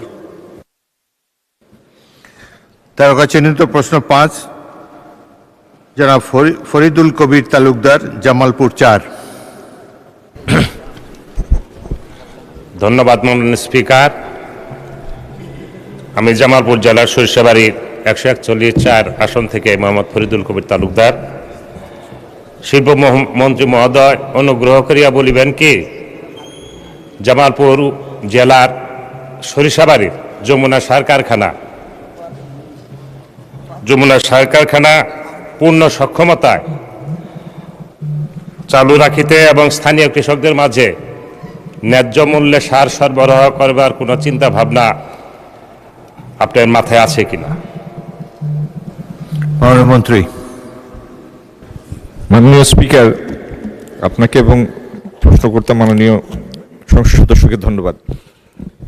এই ফার্টিলাইজার ফ্যাক্টরিটি চালু করতে কোনো সমস্যা নাই, এটি উৎপাদনে সক্ষম। সমস্যা একটি, আমাদের কাছে পর্যাপ্ত পরিমাণ গ্যাস নাই। তো গ্যাসের অপ্রতুলতার কারণটি আমার মনে হয় একটু আগে জ্বালানি মন্ত্রী মহোদয়, মাননীয় জ্বালানি মন্ত্রী ব্যাখ্যা করেছেন। তো গ্যাস প্রাপ্তি সাপেক্ষে এটি চালু করা যেতে পারে, যেটি ন্যাশনাল গ্রিড আছে সেটি থেকে। আর শুধু ফার্টিলাইজার ফ্যাক্টরিগুলির জন্য একটা ডেডিকেটেড নেটওয়ার্ক তৈরির জন্য আমাদের একটি কার্যক্রম প্রক্রিয়াধীন আছে। যদি সম্ভাব্যতা যাচাই সাপেক্ষে সেটি অনুকূল হয় তাহলে আমরা সেই পথে আগাবো। আর প্রশ্নের আরেকটি অংশ আছে মাননীয় স্পিকার, সেটি হলো কৃষকদের সার দেওয়ার ব্যাপারে। এটি বাংলাদেশে অনেক আগে থেকেই চলমান। প্রত্যেক উৎপাদন মৌসুমে কৃষকদের ভর্তুকি দিয়ে সার সরবরাহ করা হয়, এখনো সেটি চলমান আছে।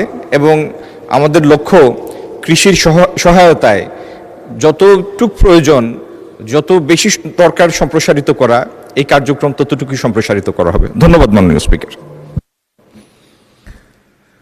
মাননীয় সদস্য ফরিদুল কবির তালুকদার একটি প্রশ্ন করতে পারেন। ধন্যবাদ মাননীয় স্পিকার। এই সরিষাবাড়িতে অনেক শিল্প প্রতিষ্ঠান ছিল, সবগুলো একে একে বন্ধ হয়ে গিয়েছে। সর্বশেষ এই যমুনা সার কারখানাটি চালু ছিল, যেটার মাধ্যমে এই যমুনা সার কারখানার সার কৃষক ব্যবহার করে উৎপাদন অনেকাংশে বাড়াতে সক্ষম হয়েছে। আমি মাননীয় শিল্পমন্ত্রী মহোদয় এবং সংযুক্ত পাট মন্ত্রণালয়ের মন্ত্রী মহোদয়ের কাছে অনুরোধ করব যে সরিষাবাড়ির Alhaj jute mill, popular jute mill, AR jute mill already কলোনিতে পরিণত হয়েছে। এই শিল্প কারখানাগুলো পুনরায় চালু করা কোনো পদক্ষেপ গ্রহণ করিবেন কিনা? ধন্যবাদ মাননীয় স্পিকার। মাননীয় স্পিকার, ফার্টিলাইজার ফ্যাক্টরির ব্যাপারে তো আগেই বলেছি, গ্যাস প্রাপ্তি সাপেক্ষে এটি চালু করতে কোনো সমস্যা নেই। এটি এমনিতে উৎপাদন সক্ষম। আর পাটের যে কথাগুলি উনি বললেন, এটি তো অবশ্য কমপ্লিটলি একটা ডিফারেন্ট লাইন। তো যদি ওই মিলগুলি সম্পর্কে আমার জানা নাই, মিলগুলি যেটি উনি বলছেন, একটি নোটিশ দিলে সেটির উত্তর দেওয়া যেতে পারে।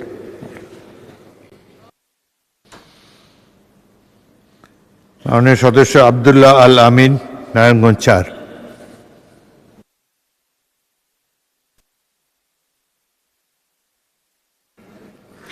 বিসমিল্লাহির রহমানির রহিম।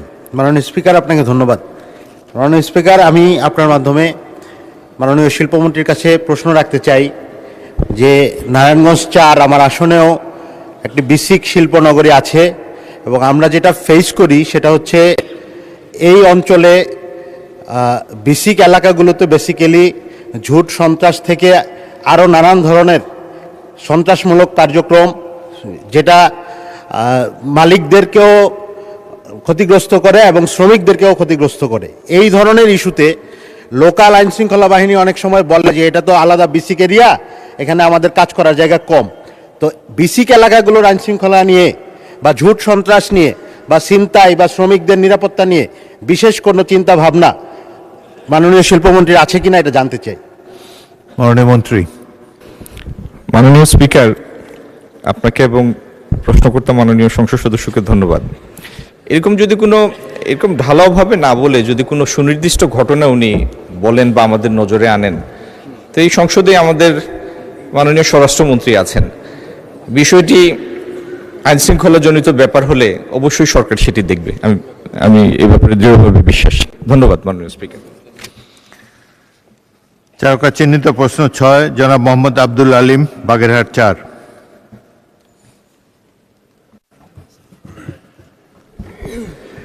আসসালামু আলাইকুম। মাননীয় স্পিকার, আপনাকে ধন্যবাদ। মাননীয় স্পিকার, আমি আমার নির্বাচনী এলাকা 98 বাগেরহাট 4 মোরেলগঞ্জ শরণখোলা এলাকার সর্বস্তরের মানুষের পক্ষ থেকে এই মহান সংসদে তারকা চিহ্ন প্রশ্ন 6 আমি উত্থাপন করলাম। আপনাকে ধন্যবাদ মাননীয় স্পিকার। মাননীয় মন্ত্রী।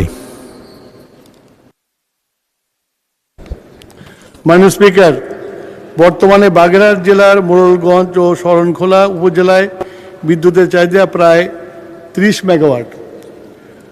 মোরেলগঞ্জ 33 কেবি সঞ্চালন লাইনের মাধ্যমে বাগেরহাট গ্রিড থেকে উপজেলা দুটিতে বিদ্যুৎ সরবরাহ করা হয়ে থাকে।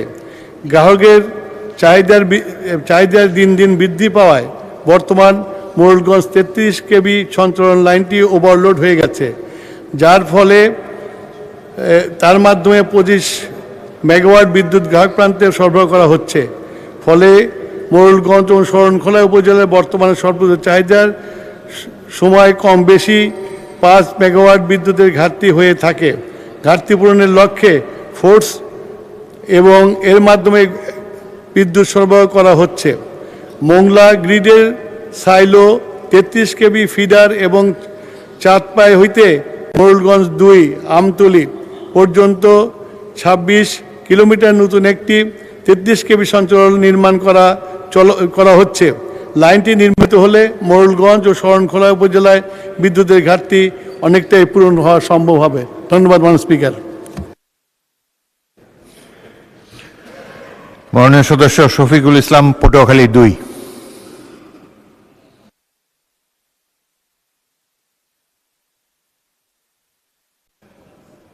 মাননীয় স্পিকার, আপনাকে মাননীয় সদস্য সরি বসেন, সম্পূরক প্রশ্ন করুন।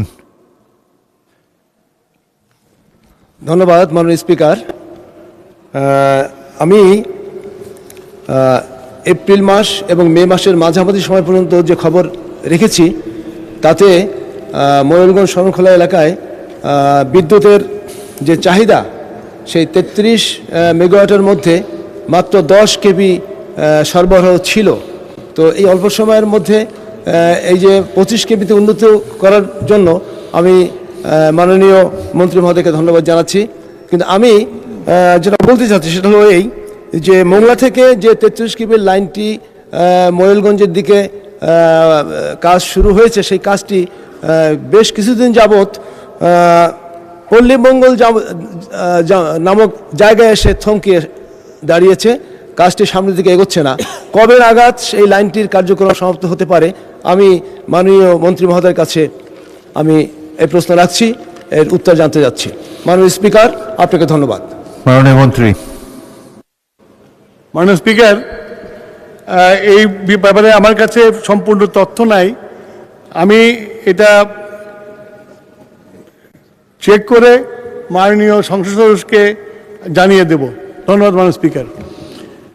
মাননীয় সদস্য মোহাম্মদ শফিকুল ইসলাম, পটুয়াখালী 2। মাননীয় স্পিকার, আপনাকে ধন্যবাদ। আমি মাননীয় বিদ্যুৎ মন্ত্রীর দৃষ্টি আকর্ষণ করছি এই কারণে যে প্রথম হচ্ছে এলাকাতে যখন গিয়েছিলাম, এলাকায় বিদ্যুতের পোস্টে যখন এলাকাবাসী বলল যে আমরা তো পাচ্ছি না, আপনার ইউনিয়নেও নেই, তো আমাকে তখন বিদ্যুৎ বিভাগ থেকে ফোন করে বলা হলো যে লোডশেডিং আমরা কাভার করতে পারছি না, মাননীয় এমপি আপনি যদি সদয় সম্মতি হন তাহলে ডাক বাংলায় অবস্থান করেন, ওখানে আমরা বিদ্যুৎ দিয়ে রাখবো। তা আমি বললাম যে আমার এলাকার লোকজন ছেড়ে, পরিবার ছেড়ে কি আমি ডাক বাংলায় অবস্থান করাটা বাস্তবসম্মত হবে? বলছে এছাড়া আর কিছু উপায় নেই। তা আমি বলছি যে এই লোডশেডিংয়ের পাশাপাশি আর একটা মরার উপরে খাড়ারগা আছে মাননীয় স্পিকার, সেটা হচ্ছে যে ব্যাপক পরিমাণে ট্রান্সফরমারগুলো আমাদের এলাকাতে যখন চুরি হয়, তো চুরি হওয়ার পরে পল্লী বিদ্যুৎ থেকে বলা হয়, বিদ্যুৎ থেকে জানানো হয় যে আপনারা এলাকা থেকে চাঁদা তুলে বা আপনারা গ্রাহকরা মিলে 50% টাকা এখানে ক্যাশ করেন, তারপরে আপনাদেরকে আমরা একটা ট্রান্সফার দেবো। এই ট্রান্সফার পাওয়ার জন্য প্রায় 2 মাস 2.5 মাস পর্যন্ত চলে যায়, বা ট্রান্সফরমার সেখানে যতক্ষণ পর্যন্ত গ্রাহকরা টাকা দিয়ে ওটা সংগ্রহ না করেন ততক্ষণ পর্যন্ত সেখানে আর বিদ্যুৎ কাভার করে না। আমি মাননীয় বিদ্যুৎ মন্ত্রীর কাছে সবিনয় জানতে চাই যে এই যে ট্রান্সফরমার চুরি, এটা তো গ্রাহকদের কোনো ত্রুটি না, এটা হচ্ছে সরকার বা ওখানে প্রশাসন যারা আছেন তাদের ব্যর্থতা। সেই জায়গাটা গ্রাহকরা টাকা দিয়ে এই বিদ্যুৎ ট্রান্সফরমার তাদেরকে নিতে হবে, এই বিষয়টি কিভাবে দেখছেন বিদ্যুৎ মন্ত্রী? এটা তো স্বরাষ্ট্রমন্ত্রীকে প্রশ্ন করতে পারেন, চুরি কেন বেশি হয়। এনিওয়ে, মাননীয় বিদ্যুৎ মন্ত্রী। স্পিকার, আমাদের পল্লী বিদ্যুৎ উন্নয়ন বোর্ডের লাইন আছে লক্ষ লক্ষ কিলোমিটারের। এই লাইনগুলোতে ট্রান্সফরমার থাকে আপনার।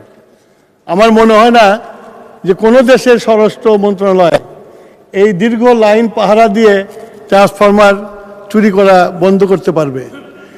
এই ট্রান্সফরমার চুরি যে হয়, যে এলাকাতে হয় আপনার, সেই এলাকাগুলোতে আমরা মাঝে মাঝে পুলিশ দিয়ে সার্চ করার চেষ্টা করি, কিন্তু সেগুলো পাওয়া যায় না।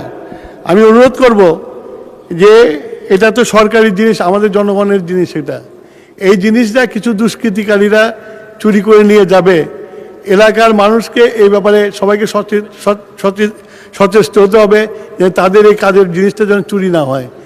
আর আপনি যেটা বললেন যে ট্রান্সফরমার পেতে দেরি হয়, এই ব্যাপারে আমি দেখব যাতে তাড়াতাড়ি ট্রান্সফরমার লাগে। মাননীয় স্পিকার, আপনাকে ধন্যবাদ। মোহাম্মদ আলী আসগর, পাবনা 3।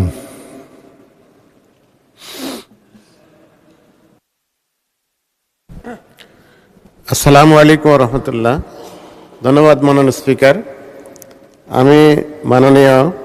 আমি মোহাম্মদ আলী আসগর, ৭০ পাবনা 3। আমার নির্বাচনী এলাকায় 3টি উপজেলা, চাটমোহর, ভাঙ্গুড়া, ফরিদপুর। এই চাটমোহর, ভাঙ্গুড়া, ফরিদপুরে বিদ্যুতের লোডশেডিং রয়েছে।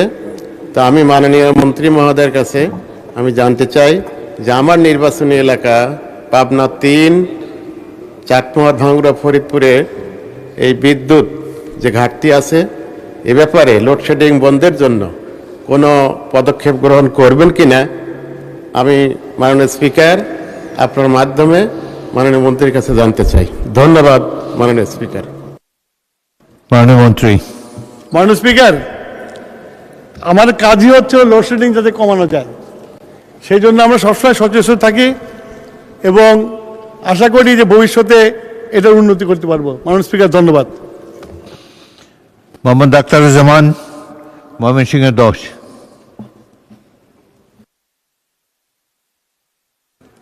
মাননীয় স্পিকার, আপনাকে ধন্যবাদ।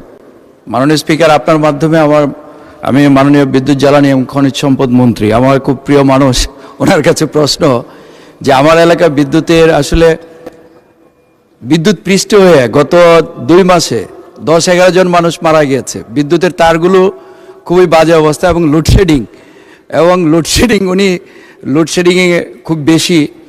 আর কিছুদিন আগে 11টা ট্রান্সফরমার জ্বলে গেছে। উনি সাথে সাথে অবশ্য চেষ্টা করেছেন। আমি আসলে খুব নাজুক অবস্থার মধ্যে আছি, মানুষজন আমাকে রাস্তায় ফেলেই ধরে।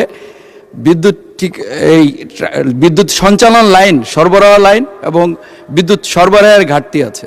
এই ব্যাপারে মাননীয় আরেকটি জিনিস হলো, আমি এশিয়ান হাইওয়ের মধ্যে আমার এখানে নতুন রাস্তা হয়েছে। আগে জুলুমের রাজ্য ছিল, এখন একটা আমরা উন্নয়নের পথে মাননীয় প্রধানমন্ত্রীর নেতৃত্বে এগিয়ে যাচ্ছি। সেখানে শিল্পায়ন করার জন্য অনেক শিল্প কারখানার মালিকরা এগিয়ে আসছেন। ওইখানে একটু আমার গ্যাসের লাইন আছে, ওইখানে যদি একটু মাননীয় মন্ত্রী একটু বিদ্যুৎ এবং গ্যাসের সমস্যাগুলো একটু সমাধান করে দিতেন আপনার মাধ্যমে। মাননীয় বিদ্যুৎ জ্বালানি খনিজ সম্পদ মন্ত্রী, আমার প্রিয় ব্যক্তিত্বের কাছে আমার এই অনুরোধটুকু আপনার মাধ্যমে রাখলাম। আসসালামু আলাইকুম। প্রিয় ব্যক্তিত্ব বলতে হেল্প হিম। মাননীয় মন্ত্রী। মাননীয় স্পিকার, উনি বললেন যে বিদ্যুৎ পৃষ্ঠ হয়ে মানুষ মারা গেছে, আবার উনি বললেন যে লোডশেডিং হচ্ছে। বিদ্যুৎ থাকে বলেই তো বিদ্যুৎ পৃষ্ঠ হয়, তাহলে লোডশেডিং আসলে করতে। মাননীয় স্পিকার, তো আমরা চাচ্ছি যে গত 17 বছর যে অনিয়ম, যে সমস্যাগুলো সৃষ্টি করে গেছে, সেই সমস্যাগুলো আমরা ইনহেরিট করেছি। সেই সমস্যাগুলো সমাধান করার জন্য আমরা সচেষ্ট। আশা করি ওনার এলাকায় যেটা সমস্যা আছে, ওখানে শম্ভুগঞ্জের বিদ্যুৎ কেন্দ্রটা চালু হয়ে গেলে ওনাদের এই সমস্যাটাও চলে যাবে। ধন্যবাদ মাননীয় স্পিকার। মোহাম্মদ লুৎফুর রহমান, কক্সবাজার 3, তারকা চিহ্নিত প্রশ্ন 7। আসসালামু আলাইকুম, আমি লুৎফুর রহমান 296 কক্সবাজার 3 তারকা চিহ্নিত প্রশ্ন 7 এই মহান সংসদে উত্থাপন করলাম। ধন্যবাদ মাননীয় স্পিকার। মাননীয় তথ্য ও সম্প্রচার প্রতিমন্ত্রী। মাননীয় স্পিকার, আপনাকে ধন্যবাদ। আপনার মাধ্যমে মাননীয় সদস্যকে ধন্যবাদ। প্রশ্নের উত্তর: বর্তমানে কক্সবাজার জেলা হইতে প্রকাশিত দৈনিক, সাপ্তাহিক ও মাসিক পত্রিকার সংখ্যা মোট 31টি, দৈনিক পত্রিকা 27টি। চকরিয়া, হিমছড়ি, আজকের কক্সবাজার বার্তা, কক্সবাজার বাণী, ইনানি, সমুদ্রকণ্ঠ, আমাদের Cox's Bazar, Bakkhali, the Cox Today, the Daily Tourist, Sagar Desh, সকালের কক্সবাজার, কক্সবাজার 71, রূপালী সৈকত, গণসংযোগ, মেহেদি, কক্সবাজার সংবাদ, সহযাত্রী, কক্সবাজার, আজকের দেশ বিদেশ, আজকের কক্সবাজার, রূপসী গ্রাম, আপন কণ্ঠ, সৈকত, দৈনন্দিন, সমুদ্র বার্তা এবং মায়ের দেশ। সাপ্তাহিক পত্রিকা 3টি, সাগরকণ্ঠ, দরিয়ানগর, আলোকিত উখিয়া। মাসিক পত্রিকা 1টি, কক্সবাজার সৈকত। ইহার মধ্যে মিডিয়া তালিকাভুক্ত দৈনিক 8টি পত্রিকা সর্বাধিক প্রকাশিত হয়: দৈনিক কক্সবাজার, দৈনিক সৈকত, দৈনিক বাকোখালী, দৈনিক আজকের কক্সবাজার, দৈনিক রূপসী গ্রাম, দৈনিক আজকের দেশ বিদেশ, দৈনিক মেহেদি এবং দৈনিক দৈনন্দিন। বাংলাদেশ সাংবাদিক কল্যাণ ট্রাস্টের মাধ্যমে কক্সবাজার জেলার মোট 123 জন সাংবাদিকের কল্যাণে মোট 78,50,000 টাকা অনুদান প্রদান করা হইয়াছে। ইহার মধ্যে চিকিৎসাজনিত কারণে 73 জন সাংবাদিককে আর্থিক সহায়তা এবং অসচ্ছলতার কারণে 50 জন সাংবাদিককে কল্যাণ অনুদান প্রদান করা হইয়াছে। এছাড়াও সাংবাদিক পরিবারের মেধাবী সন্তানদের শিক্ষায় উৎসাহ প্রদানের লক্ষ্যে একজন শিক্ষার্থীকে 24,000 টাকার শিক্ষাবৃত্তি প্রদান করা হইয়াছে। ধন্যবাদ মাননীয় স্পিকার। মাননীয় সদস্য জনাব লুৎফুর রহমান একটি সম্পূরক প্রশ্ন করতে পারেন। ধন্যবাদ মাননীয় স্পিকার। আমরা সোশ্যাল মিডিয়ায় দেখতে পাই যে নিউজ অনলাইন পোর্টাল নামে অনেকগুলা নিউজ পত্রিকা, অনলাইন পত্রিকা বিভিন্নভাবে নিউজ করে, ফেক নিউজ করে। মাননীয় প্রতিমন্ত্রীর কাছে আমার জিজ্ঞাসা, অনলাইন পত্রিকার তালিকাভুক্তির জন্য কোনো নীতিমালা আছে কিনা, আর যে সমস্ত অনলাইন পত্রিকা বিভিন্ন গুজব, অসত্য, মিথ্যা তথ্য প্রচার করে তাদের ব্যাপারে কোনো ব্যবস্থা গ্রহণ করবেন কিনা। ধন্যবাদ মাননীয় স্পিকার। মাননীয় প্রতিমন্ত্রী। মাননীয় স্পিকার, আপনাকে ধন্যবাদ। মাননীয় সদস্য, আপনাকে ধন্যবাদ। ইতিমধ্যে আমরা অনলাইন পত্রিকা সহ বিভিন্ন পত্রিকার যারা নতুন করে নিবন্ধিত হতে চাচ্ছেন বা অনুমতি চাচ্ছেন, তার জন্য আমরা একটি নীতিমালা সাজাচ্ছি এবং এই নীতিমালার আলোকেই ভবিষ্যতে সকল অনলাইন মিডিয়া এবং অনলাইন পোর্টালকে আমরা অনুমতি প্রদান করব। আপনার দ্বিতীয় প্রশ্ন যেটা করেছেন সেই বিষয়ে নোটিশ প্রদান করিলে আমরা এর উত্তর দিব ভবিষ্যৎ। ধন্যবাদ মাননীয় স্পিকার। মোহাম্মদ মুস্তাফিজুর রহমান বাবুল, জামালপুর 3, প্রশ্ন করতে পারেন।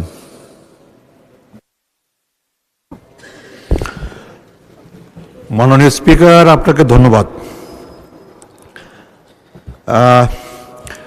আমার জানবার ছিল যে জেলা শহর থেকে অনেক দৈনিক সাপ্তাহিক পত্রিকা বের হয়, অনেক দৈনিক সাপ্তাহিক পত্রিকার প্রচার সংখ্যা নেই বললেই চলে।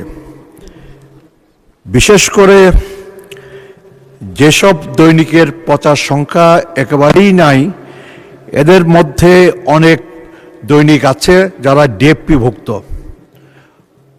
মাননীয় মন্ত্রীর এবং ওনার মন্ত্রণালয়ের এমন কোনো পরিকল্পনা আছে কি না যেসব দৈনিকের প্রচার সংখ্যা একেবারেই সীমিত, এইসব দৈনিকের ডিএফপি তালিকাভুক্তি পর্যালোচনা করে তাদের ব্যাপারে প্রয়োজনীয় সিদ্ধান্ত গ্রহণ করবার।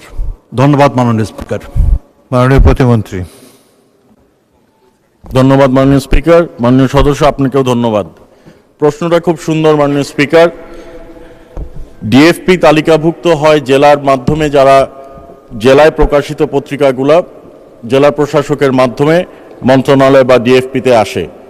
আমরা ইতিমধ্যে একটি ইনিশিয়েটিভ নিয়েছি যেখানে আমরা প্রত্যেকটি জেলায় যেসব পত্রিকা নিবন্ধিত হয়েছে বা প্রত্যেকটি জেলায় যেই পত্রিকাগুলো প্রকাশিত হচ্ছে তাদের বিষয়ে আমরা আবার রিভিউ করব এবং এই রিভিউর মাধ্যমে তাদের পত্রিকার নিবন্ধন থাকবে কি থাকবে না এবং তাদেরকে যথাযথ নীতিমালা বা যথাযথ প্রসেস ফলো করে আমরা পারমিশন দেওয়া হয়েছে কিনা সেটি আমরা রিভিউ করছি এবং রিভিউ করার পরেই আমরা সিদ্ধান্ত জানাবো। ধন্যবাদ মাননীয় স্পিকার। আব্দুল হান্নান মাসুদ, নোয়াখালী 6।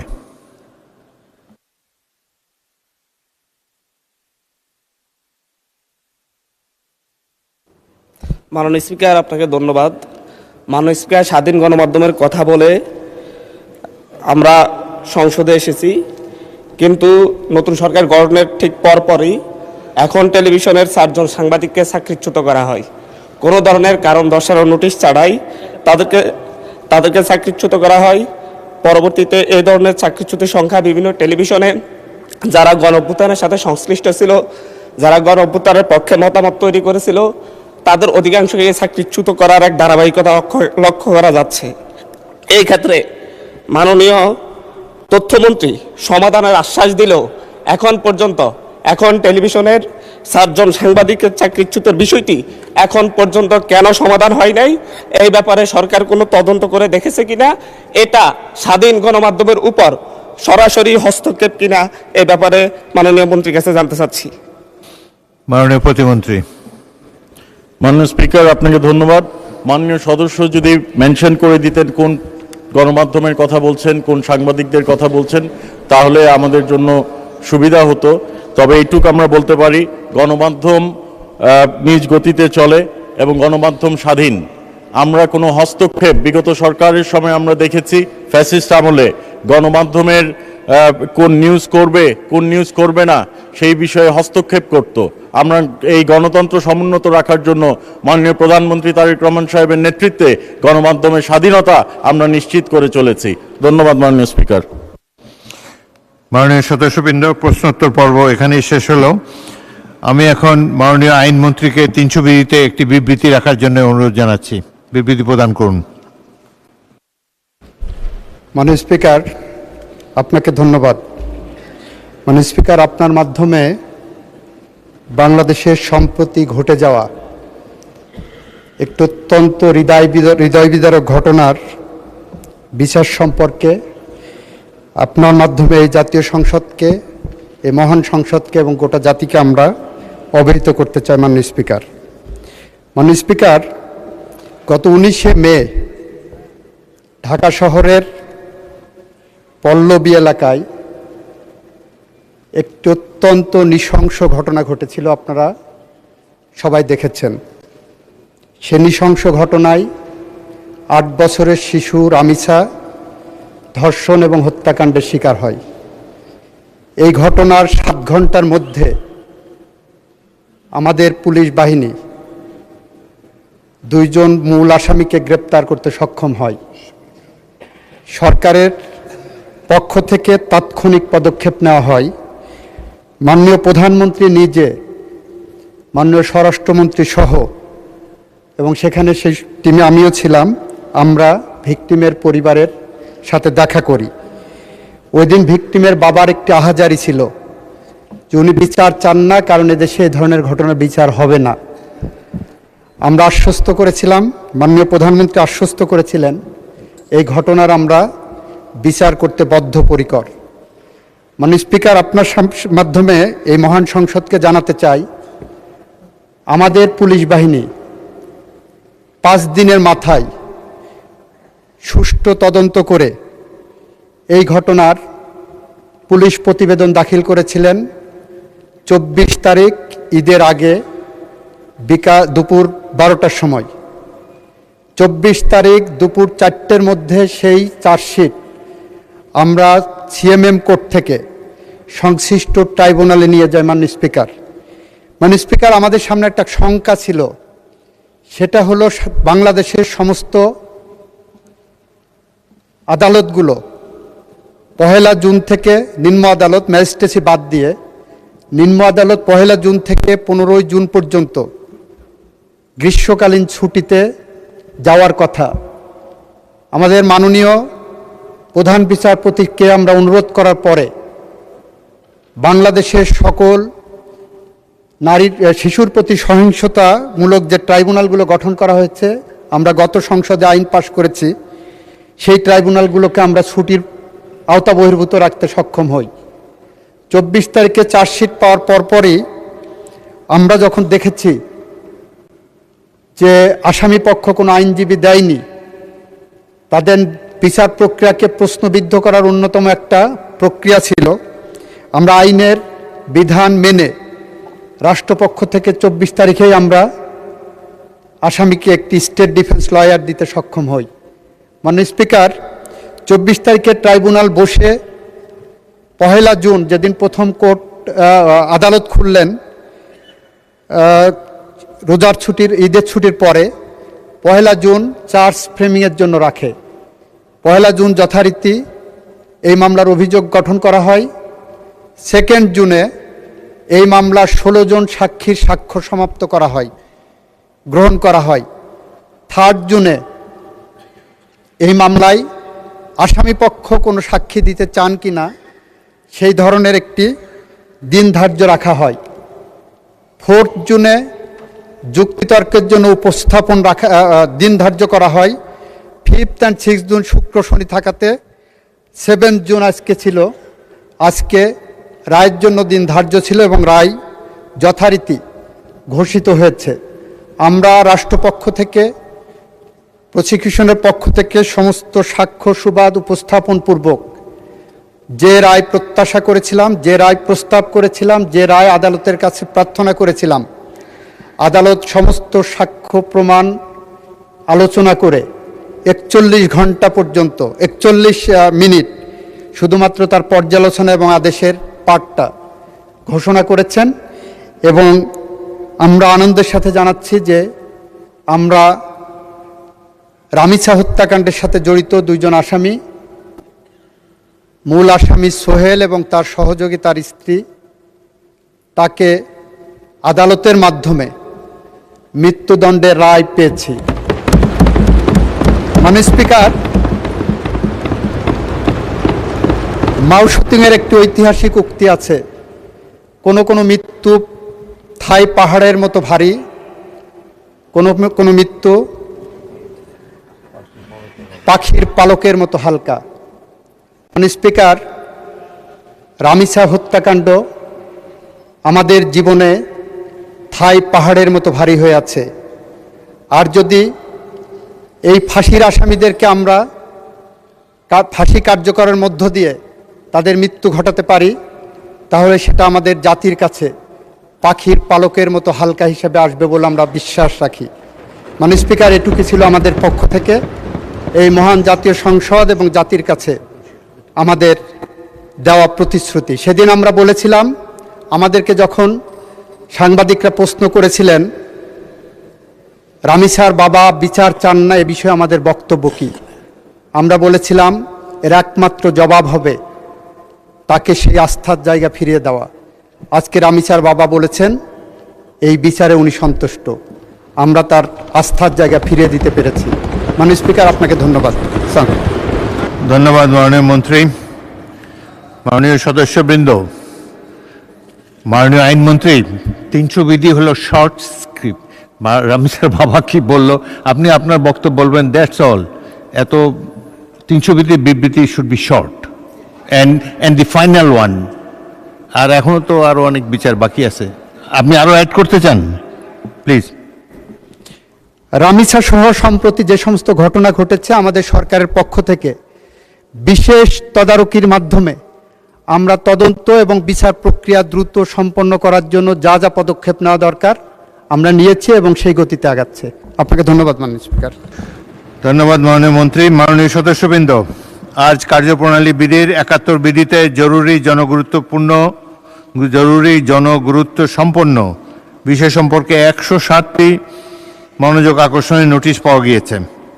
নোটিশদাতা মাননীয় সদস্যগণ হলেন নীলুফার চৌধুরী মণি, মহিলা আসন 10, কাজী রফিকুল ইসলাম, বগুড়া 1, মোহাম্মদ জালাল উদ্দিন, চাঁদপুর 2, জনাব মোহাম্মদ আব্দুল গফুর, কুষ্টিয়া 2, রেজেকা সুলতানা, মহিলা আসন 36, মোহাম্মদ মাহমুদুল হক রুবেল, শেরপুর 3, সানসিলা জেবরিন, মহিলা আসন 15, এস.এম. জাহাঙ্গীর হোসেন, ঢাকা 18, মোহাম্মদ ফরিদুল কবির তালুকদার, জামালপুর 4, মোহাম্মদ শামীম কাসার, গাইবান্ধা 4, মোহাম্মদ জনাব রেজা আহমদ, কুষ্টিয়া 1, মোহাম্মদ আব্দুল আলিম, বাগেরহাট 4, সরওয়ার জামাল নিজাম, চট্টগ্রাম 13, এই সুলতান মাহমুদ বাবু, জামালপুর 2, এস.কে. আজিজুল বারী, খুলনা 4, মোহাম্মদ আশরাফ উদ্দিন, নরসিংদী 5, আলহাজ জসিমউদ্দিন আহমদ, চট্টগ্রাম 14, মোহাম্মদ আবুল কালাম, কুমিল্লা 9, ফজলুর রহমান সাঈদ, জয়পুরহাট 1, শেখ মুজিবুর রহমান ইকবাল, কিশোরগঞ্জ 5, মোহাম্মদ জাহানদার আলী মিয়া, মাদারীপুর 2, মোহাম্মদ আখতারুজ্জামান, ময়মনসিংহ 10, মোহাম্মদ মোবাশ্বের আলম ভূঁইয়া, কুমিল্লা 10, মোহাম্মদ রুহুল আমিন, চুয়াডাঙ্গা 2, মোহাম্মদ শামসুর রহমান শিমুল বিশ্বাস, পাবনা 5, মোহাম্মদ আমির হামজা, কুষ্টিয়া 3, মোহাম্মদ খালেদ হোসেন মাহবুব, ব্রাহ্মণবাড়িয়া 3, মোহাম্মদ আব্দুল মান্নান, ব্রাহ্মণবাড়িয়া 5, রুমিন ফারহানা, ব্রাহ্মণবাড়িয়া 2, ডক্টর খন্দকার মোশাররফ হোসেন, কুমিল্লা 1, জনাব মোহাম্মদ আফজাল হোসেন, কুষ্টিয়া 4, মোহাম্মদ শওকতুল ইসলাম, মৌলভীবাজার 2, নাসির উদ্দিন আহমদ, মৌলভীবাজার 1, মোহাম্মদ মুসলিউদ্দিন ফরিদ, যশোর 2, শাহ মোহাম্মদ ওয়ারেস আলী মামুন, জামালপুর 5, জনাব লুৎফুর রহমান, কক্সবাজার 3, আবুল কালাম আজাদ সিদ্দিকী, টাঙ্গাইল 7, ফখরুদ্দিন আহমদ, ময়মনসিংহ 11, মুন্সি রফিকুল আলম, ফেনী 1, আনিসুর রহমান, মাদারীপুর 3, মোহাম্মদ মুজিবুর রহমান, রাজশাহী 1, এস.এ. জিন্না কবির, মানিকগঞ্জ 1, মোহাম্মদ মাসুদ পারভেজ, চুয়াডাঙ্গা 1, আল ফারুক আব্দুল লতিফ, নীলফামারী 2, রকনউদ্দিন বাবুল, লালমনিরহাট 2, মোহাম্মদ মোশাররফ হোসেন, বগুড়া 4, মোহাম্মদ সেলিম রেজা, সিরাজগঞ্জ 1, খায়রুল কবির খোকন, নরসিংদী 1,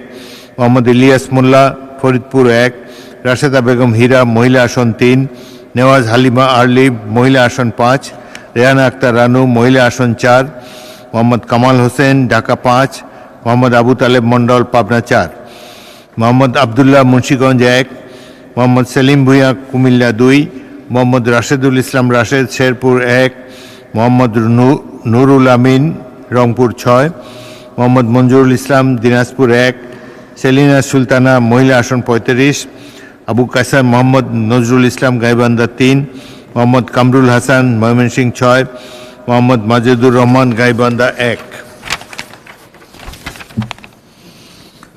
মোহাম্মদ আবুল হাসান, সিলেট 5, মোহাম্মদ আব্দুল আজিজ, নাটোর 4, মোহাম্মদ গোলাম রব্বানী, রংপুর 5, মোহাম্মদ আইনুল হক, সিরাজগঞ্জ 3, মোহাম্মদ সাদিক রিয়াজ, দিনাজপুর 2, মোহাম্মদ কয়সার আহমদ, সিরাজপুর 3, শিরিন সুলতানা, মহিলা আসন 2, এ মাহমুদ্দিন, নোয়াখালী 1, মোহাম্মদ আব্দুল সালাম, ঠাকুরগাঁও 2, মোহাম্মদ আব্দুল সাত্তার, নীলফামারী 1, আব্দুল মুন্তাকিম, নীলফামারী 4, মাসুম মুস্তফা, নেত্রকোনা 5, রফিকুল ইসলাম হিলালি, নেত্রকোনা 3, শাহজাহান চৌধুরী, চট্টগ্রাম 15, মোহাম্মদ নাজমুল হুদা, মেহেরপুর 2, নুরুন্নেসা সিদ্দিকা, মহিলা